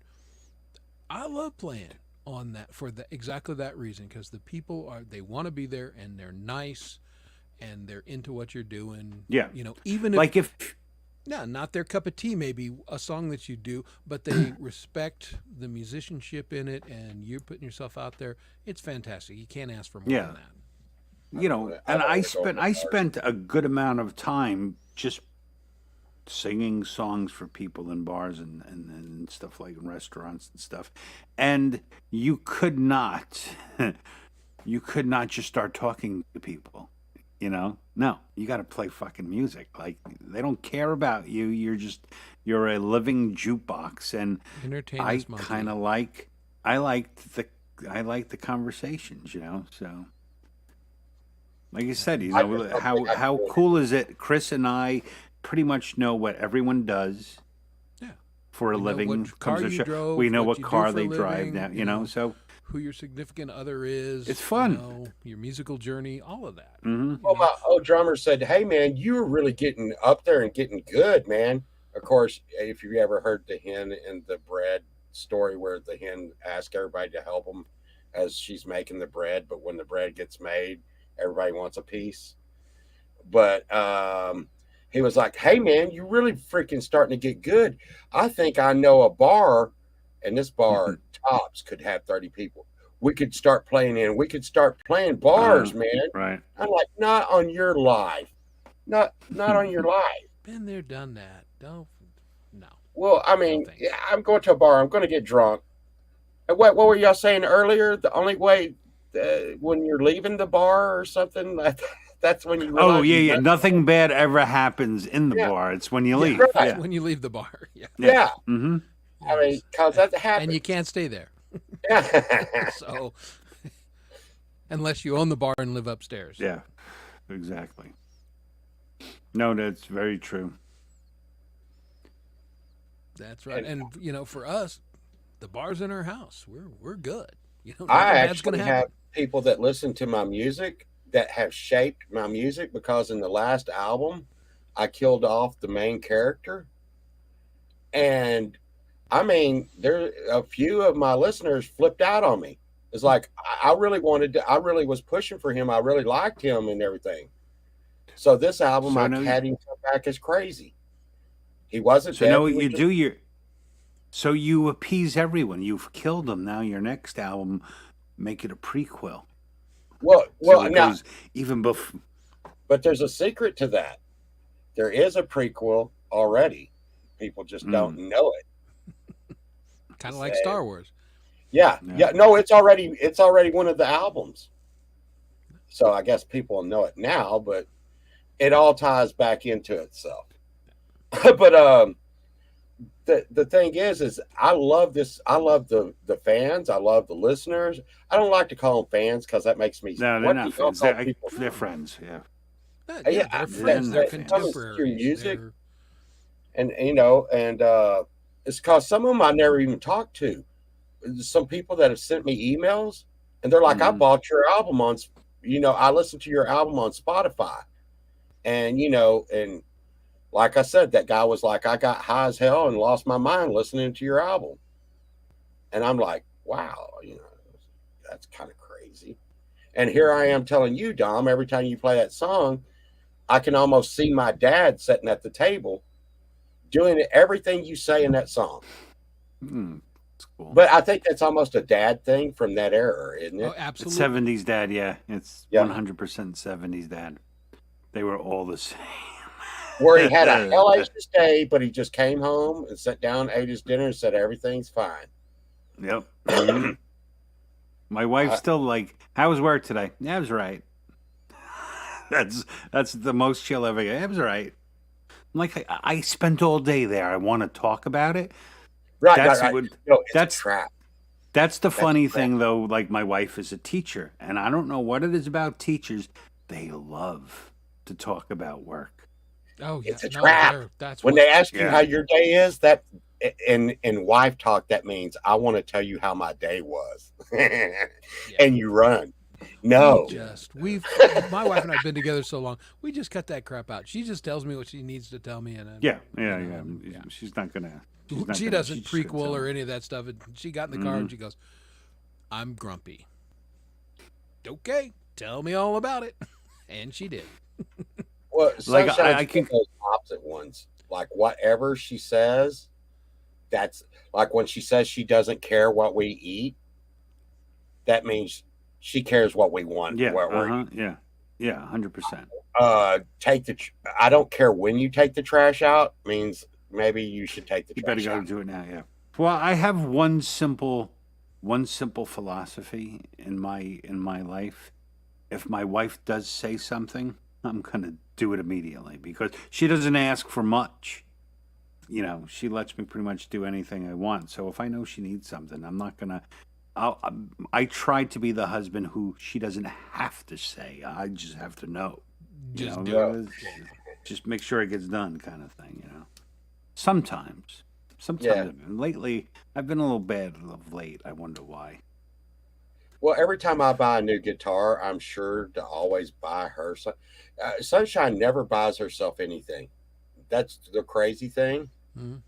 And so it's almost like a mind trick, Jedi mind trick she plays on me. She's like, I don't want anything. And when she tells me that, it makes me want to go out and get her a new gold ring or something. Yeah. I don't know why. Exactly.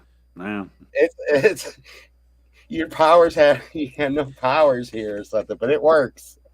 I'm like, you know what? She's nice. She doesn't want anything. I'm gonna go out and spend $200 or $300. Well, see, the way the way my brain would automatically think about it, because everything I do, I think is shit. I would be like, she's saying that because she doesn't think I'll get her anything she wants. So damn it, I'm gonna figure it out. Yeah. Now, see, I've got that all whipped pole vault. I just take my wife to the music store, as I'm never going to buy a guitar. Never. I'm too cheap. So I'll play something and go, oh, no, no, no. The last 4 guitars. Been in a music store. I liked it. She could tell I liked it. And I put it back on the rack, and I'm going out, and she goes, buy it. Okay. Yes, ma'am. I do what you tell me to do. I will not bring my wife. All to these a music guitars store. behind me. Yep. I will not That's how bring that my wife happened. to a music store. And I've pulled this trick. Sneak out my gig bag. Throw it in my car. Go buy a guitar. I come walking in. She goes, "What'd you get, a guitar?" "No, I got new strings." I had it restrung. Well, here goes your sponsorship here. One of the main stores buys, and like I said, I probably shouldn't say this, but one of the main stores is Guitar Center. Oh, yeah. What's up, And Kinger? me and Sunshine are musicians.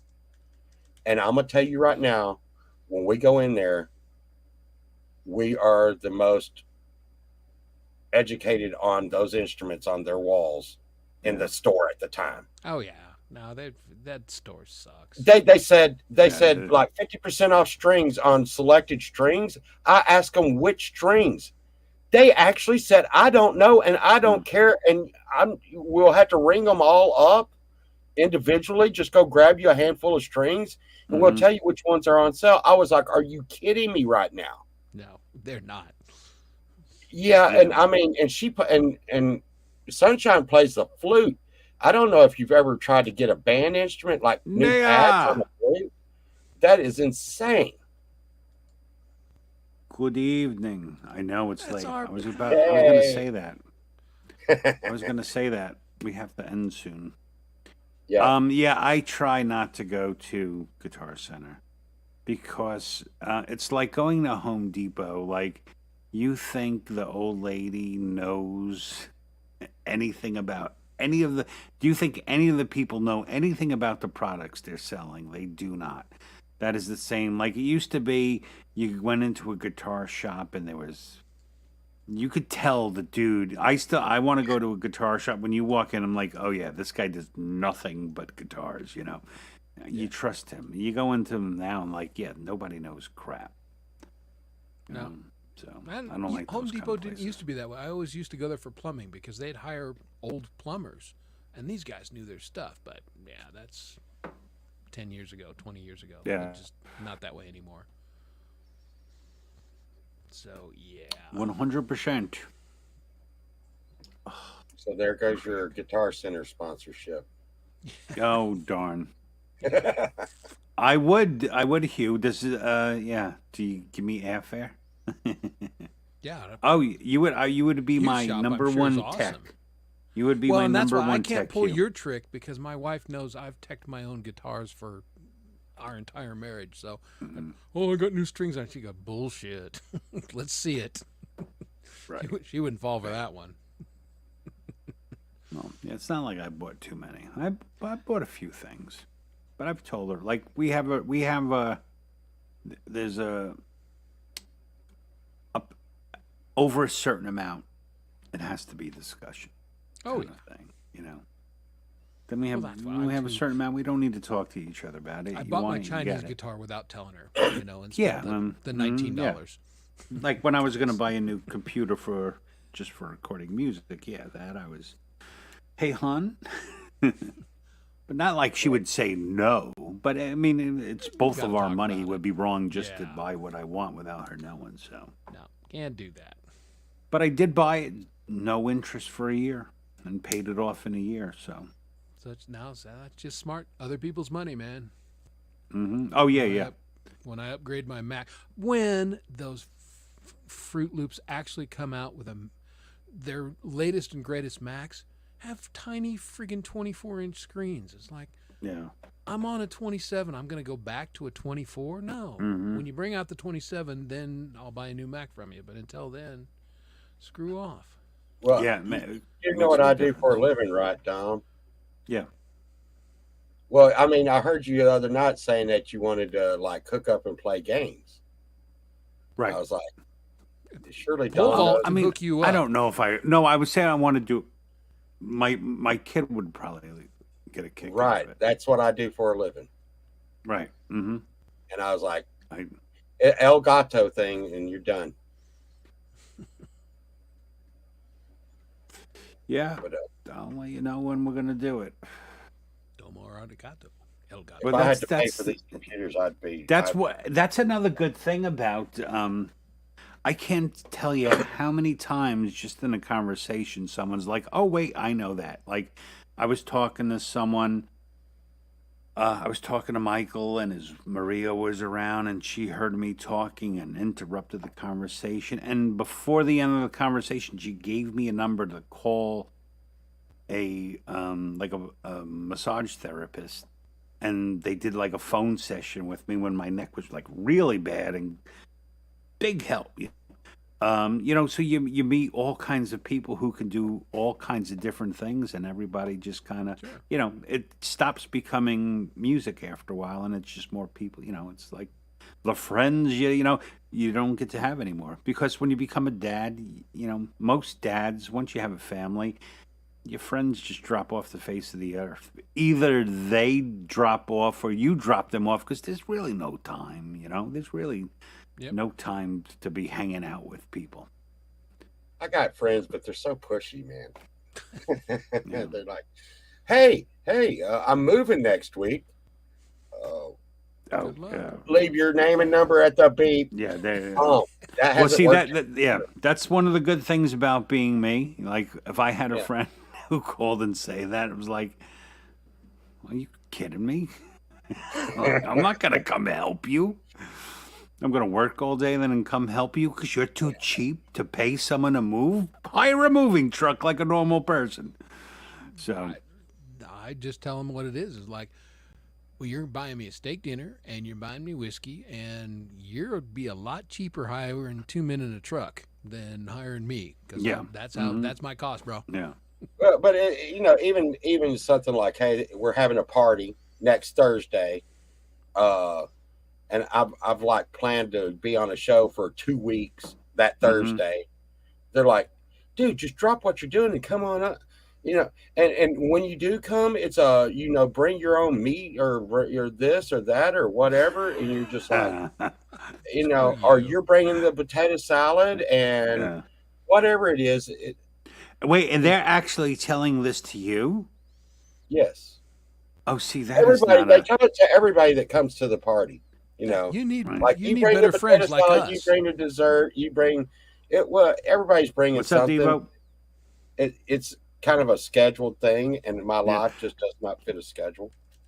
Like I one of the things I love is I can tell when I have a good relationship, because my sister just doesn't bother to talk to me anymore, and she talks to my wife, and then my wife tells me what we're gonna do with my sister. I'm like, okay, and it's that's so how it much works. better that way. Like, don't give me these. Yeah, don't tell me to bring potato salad. It's just Well, I don't mind certain things, but again, if you come to my house, I'm feeding you. You're getting the meat and everything. You're getting some sides. I may ask you to help out with, if you make a good salad, or then bring a good salad.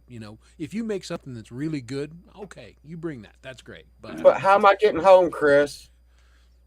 How am I getting home? You're not getting home. You're crashing in the guest bed. That's what they say, but Well, I mean, Oh, ooh, that is.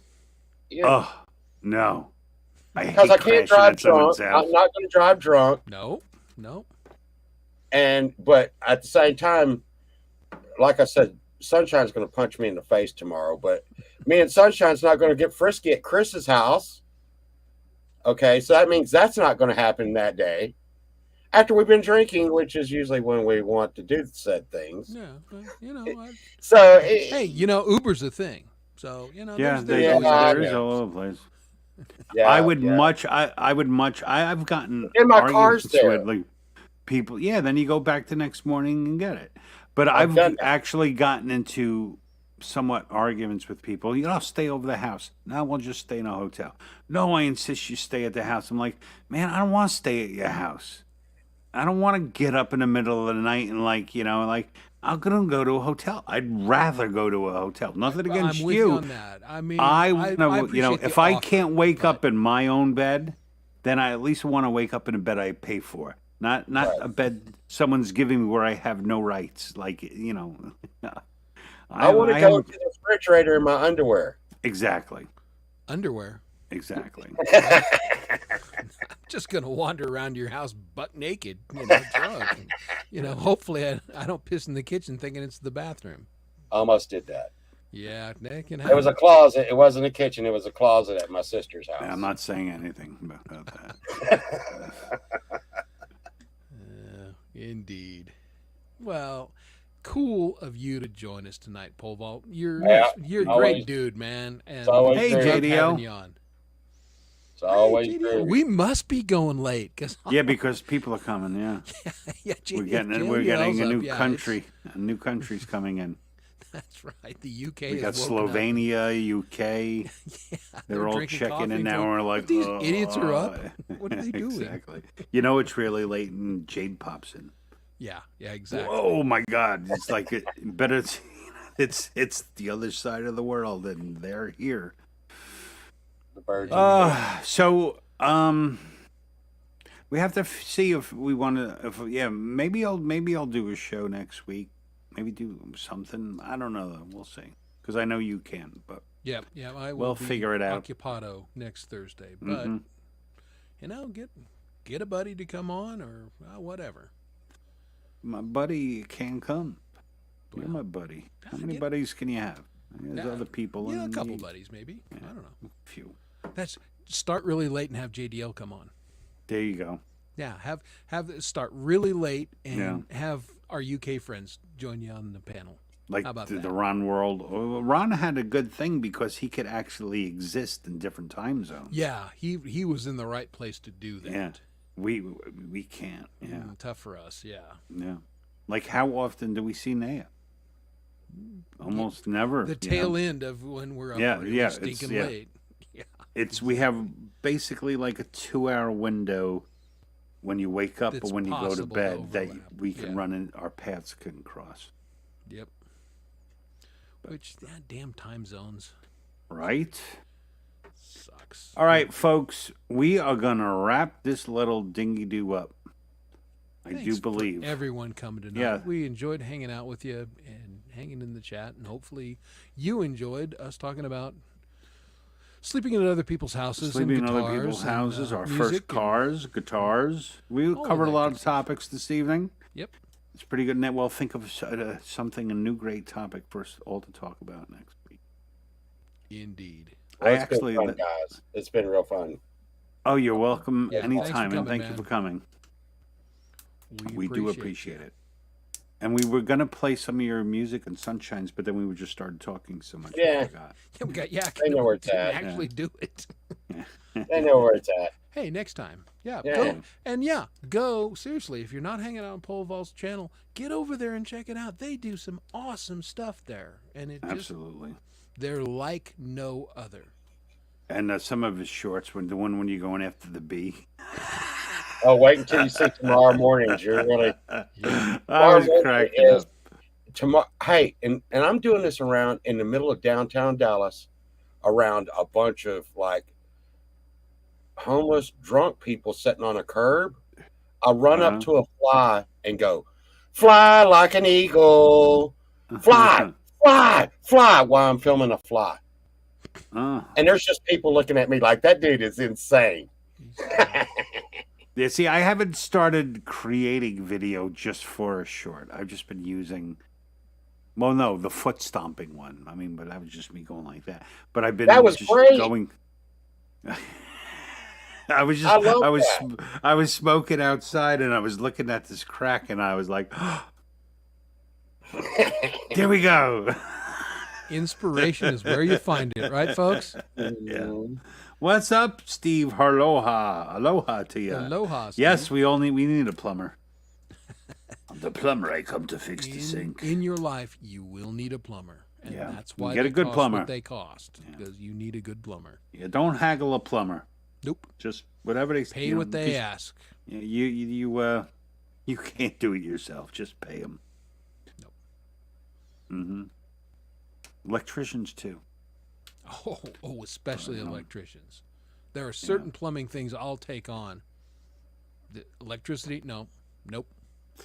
Get a Yeah, plumber. I was changing a fan one time and I got really shocked and I ain't Light touching your this shit ass no up. more. I ain't touching this shit no more. Nope. Nope. Nope. Nope. Nope. Actually, I ain't doing anything anymore. That's a different story. No time to do anything anymore. Yeah. It's all work, a little family time, and YouTube. Indeed. You're still working? What time is it there, Steve? Aloha? Well, why? So it's 11 here. So, 7-ish. Oh, and hey, JDL, I did not forget. I mean, maybe I forgot a little bit. But so I am going to send that track to you that we talked about. We're going to hopefully team up on something. Me and JDL. I sent him. You remember it, Chris, that Aim High demo? Yes. It was Okay, cool. kind of had a little like it was kind of happy. It was kind of peppy. So I'm stuck with it, and I thought he could bring something to it. So I was can like, see that. "This is what I got. If you can finish, that would be a big help." You know? Get it over the You can finish think line, of the 'cause next I don't know part. where to go. Yeah, Yep. exactly. Again, collaboration, inspiration, reach out, make friends, and do it, folks. Yeah. Well, that's what I've been turning into a lot of. You know how much I get so many nearly complete demos, and then they just fall out of They my languish. view. So There it those is. ones, I'm like There's the word. all the songs, like all the song with me, Chris, and Hugh was an old demo that just got resurrected because of them. So was Dirty Little Secret, was just something laying on my door. Matter of fact, all I did on that track once it got started with them was, put the vocals, there were no vocals, so I put the vocals on it and mixed it. And then everything else had been done the whole time. I just dropped in Hugh's guitar solo, and I specifically got Mr. Smith because it was like I wanted like drum fills, and I can't do them with GarageBand, so then he did it. Yes, so a lot of those unfinished things are the ones then I just maybe other people can finish them or help me finish them. Because when you get someone new, sometimes you get that little jolt of excitement again. Exactly. And a That's a little good bit way of to an do it. idea. So, I still have yet. I would. I haven't. Well, maybe what Michael and I did is probably the closest of forming a song. Although I came to him with the outline already, but then he helped me. We polished it together. But then that's the one thing I think that we haven't found a good way yet through online music playing on how to really create a song at the same time. Usually most collaborate, hey, I have an idea, and people add to it, but there isn't a whole lot of back in the days when you had a band, you started with one idea, but when it finished with the band, it was completely something different because it processed through all different people. Right. You can't do that digitally because that means you would have to re-record what you did already. So Yeah, that part's hard. indeed. What I play with the band reflects no way of what I put out by myself, though. I will tell you No, that. not at all. It couldn't. Well, it's different. It- Yeah, it it's really just a couldn't, different yeah. animal. One of my brothers plays guitar, one of my brothers plays bass, and my drummer plays the drums. Oh, cool. When we get together, it sounds like nothing I've ever done on YouTube. Mm-hmm. But we've played together so much it just happens. Yeah, feel you. Well, that's what good musicianship does. You're kind of like a chameleon, like when you're playing with someone different, you're playing to them. You're trying to take what you can do and find a way to make it work what they do, so it doesn't just sound like, two completely different things strewn together, I guess. Well, musicians should listen, and when you listen, you pull in and you reflect back, and then you have something. No fun playing with Absolutely. musicians who don't listen to one another. We've all done it, and Well, that's miserable. I remember in the early days, back in the 90s when I was playing in bands, playing out, it wasn't like this. Like, it was, oh, they fucking suck. But, like, the bands were not loving to each other back in the day because everyone was worried if they were going to get hired, who's going to get more money, so I missed all this back then. So it's good to have it now, just chilling with people and, yeah, not there's worrying. not any competition. Yeah, We're not all worrying in that sense, yeah. community. Mhm. I say playing in bands is like going back to like your ex-wife. You forgot all the bad shit. You Yeah, get there. yeah, exactly, 100%. Yeah, you just remember that one great night of sex, and you go, "I'll try again," and I'm like, "Oh no!" As soon as you get What was there, I thinking? no, Oh, my whole band got together not too long ago. I try to be nice because I know that half the time they're watching, but we got together and we were talking about we were going to go over some stuff, and we accomplished getting puking, crawling in the lawn drunk. well, that's good too. That's not a bad thing. Not all bad. We didn't even break out one freaking instrument. That's a really good session then. Honey, I meant band practice. Oh no, the wives were there too, so Okay, well, as long as they were crawling on the other side of the lawn. here's the ladies' side, here's ours. Yeah, exactly. Ladies, puke on that side. Yeah, whatever. Yeah, they can hold each other's hair, and although, of course, in our case, we probably need to hold each other's hair too. So Yeah, there you go. I ain't holding old man's hair. That was the oh, night. you say that, but Yeah, that's true. it's pretty. That's the night I luxurious. almost went to the bathroom in the closet. Yeah. Well, okay. Yeah, that sounds Well, like that was I a good was- night. Yeah. At the house, it was a bedroom, and you would expect this door in the bathroom that had the door in the room that has this light peeking out Yeah. of it. I blame like, the okay. architect. And I opened up the door, and I'm ready. And oh man, when I seen it wasn't the bathroom, I was like, oh my God, I don't know this house well enough to know where the next bathroom is. And it was a big giant house. And I'm like, where in the hell is the bathrooms in this place? Turns out it was right next to me. Mm. Yeah, in that case, you just blame the architect. Bad design. They should have realized there's the late night. Damn, I need a bathroom. Look, I was born in the country. I just went out next to their pool. Yeah. Well, there you go. It worked. I tell my boys, I'm like, there's two very good reasons you should always be thankful that you're a boy. Why, Dad? Number one, you don't have to bear children. Number two, you can pee anywhere. The world is your toilet. Yeah, exactly. Yeah. Just is. You know, I don't make the Anywhere. rules. Yep. I'm just, You know, I just follow them. we're gonna die a lot sooner, but you know what? But we I'll can trade. We don't I'll have to tr- go. Yeah, I'll we can be trade. anywhere. You know. I'll make sure y'all never ask me to come back because I say the damnedest things all the time. But how many times you've been drunk where you could, and you're hanging out with your buds and you try to see who could pee, like the bridge thing you were talking about? Who can pee Mhm. the farthest? Yeah. Oh, sure. Yeah. You know what? That's a great contest in your 20s, and now that we're all in our 50s and 60s, Yeah, it it's was still a like- good contest. Whose prostate is going on him? Yeah, exactly. And now, but now you would have the contest for a totally different reason. The one who couldn't go the farthest would just like Yeah, it's like go see they the wouldn't have doctor, to- Bob. they wouldn't have to Clearly, your prostate has pay for problems. dinner that night. Yeah, exactly. We once had a party. You want to talk about the disgusting things, and we booked it as such. We had a vomit party, and we had different color shirts.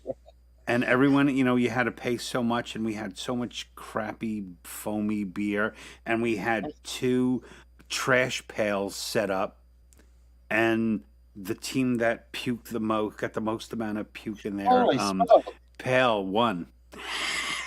Holy smoke. I've not done Terrible. that. It was disgusting. I'm a competitive guy, but you know what? I'm out. Not playing that Yeah. game. You can win that one. Yeah. You win. I forfeit. I don't think anyone knows who won. Actually, Yeah.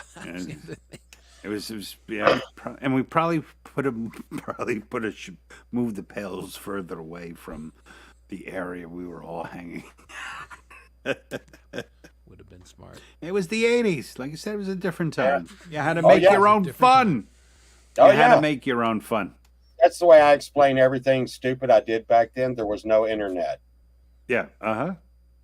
You know. Like my wife is always, the kids are on the computer too much or doing that. I'm like, what would you do if you had this back then? Would you Duh. like?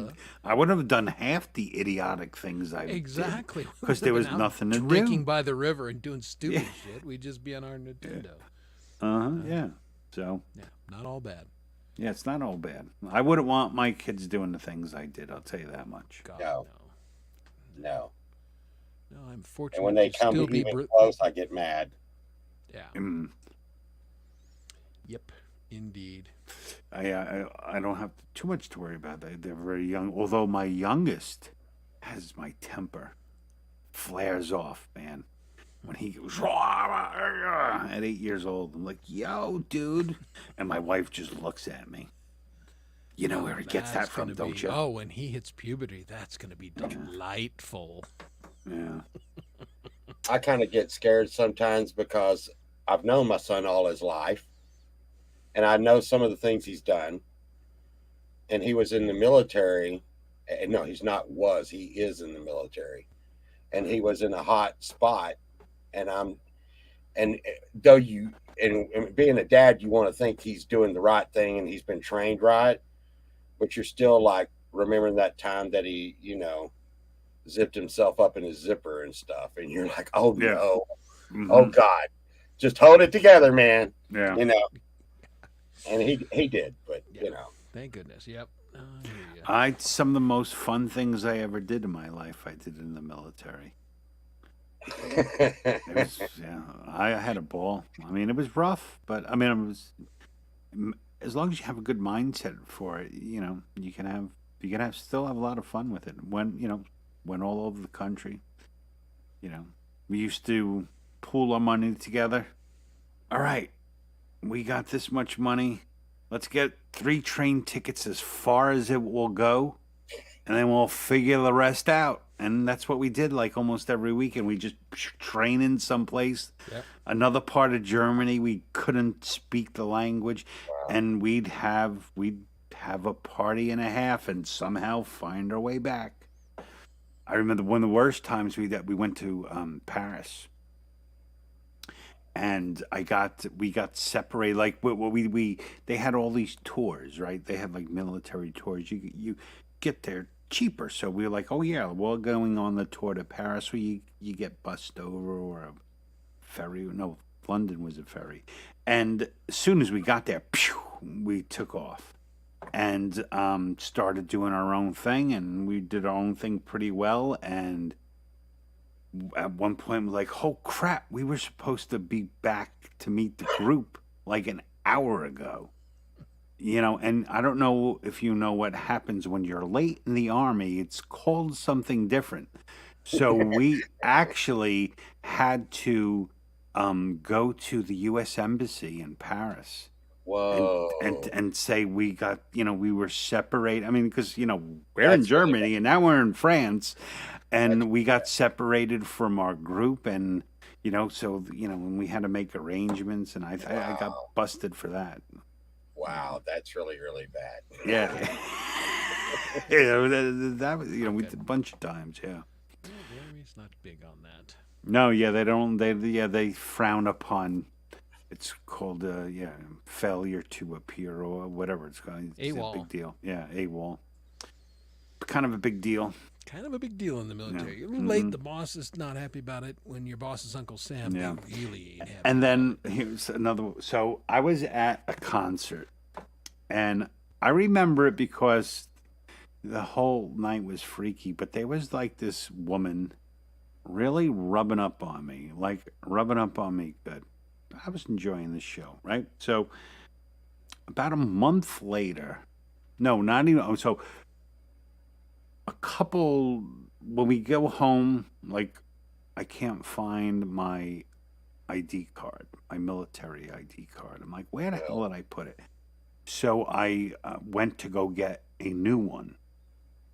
About a month later, CID, the Criminal Investigation Division of the Military Service, requests me. So what had happened was, I forget where they were. I think it was somewhere in Germany.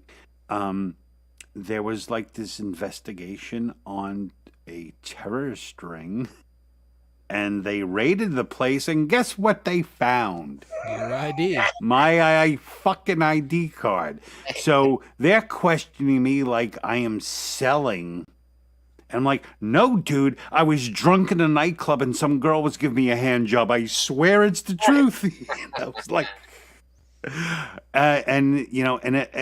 I got barred from like I couldn't go to, I wasn't allowed to go to Berlin because you had to go through the wall, and I was flagged that, I could be a possible one of those people, but it was like messed up. I'm like, I'm just an idiot. I'm not bad. I'm just an idiot. Although you do kind of have the Al Qaeda beard. Yeah, Just saying. kind of. Well, I don't have it back then.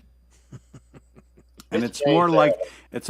more like a Herschel beard than an Al Qaeda beard. I think It's I was more like there. I'm going to rabbinical school. I think I was there about right before COVID, and it's changed a lot. Our main office was in Cologne, and we'd go to Berlin and stuff a lot. Mhm. It's changed a lot. Just Paris and everything over there has changed a lot, I a can whole only lot. imagine. I'd say in the last 5-6 years, it's just really changed.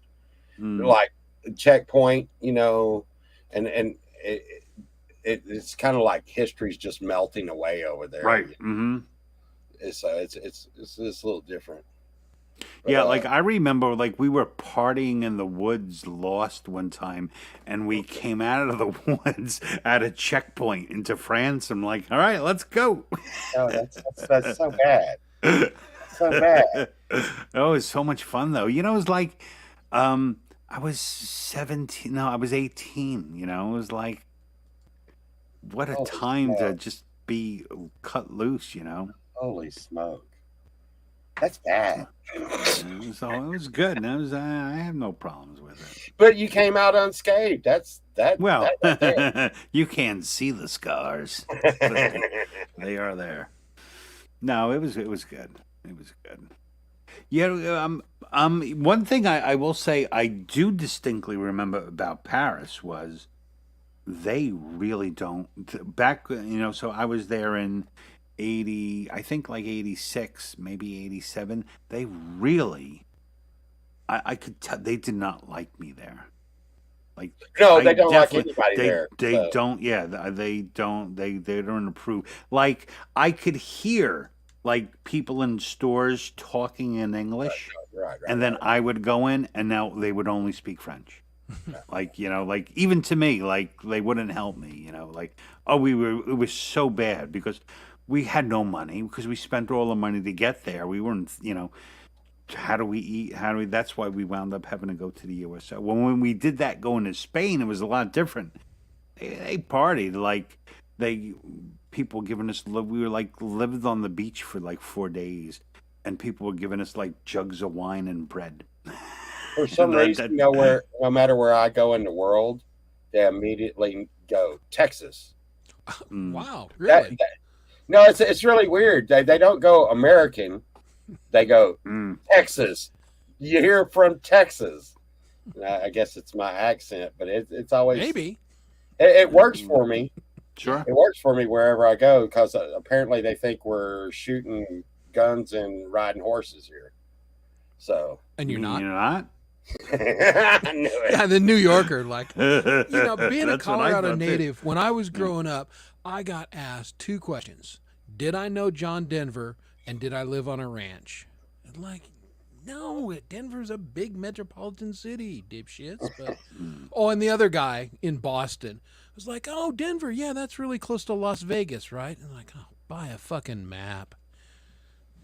We do, So we do Americans drive don't know, horses. yeah. We do ride horses and shit. There you go. Damn it! Hmm. We But you drive didn't know pickup that. trucks and shoot 'em. Yeah. Come on. All right, Uh, boys. I am yeah, going let's to be say done. goodnight. All right, I need to go. Yeah, me too. It's been a great show. Thanks everybody for coming. Good night, Appreciate our guest. everyone. PV, thanks for hanging out with us. Appreciate it, bud. Everybody in okay. chat, good to see you all. Be well. Q, Kurt, and everyone else. I don't want to name everyone's name. I'm tired. Good night. Good night. It Night. is. End broadcast.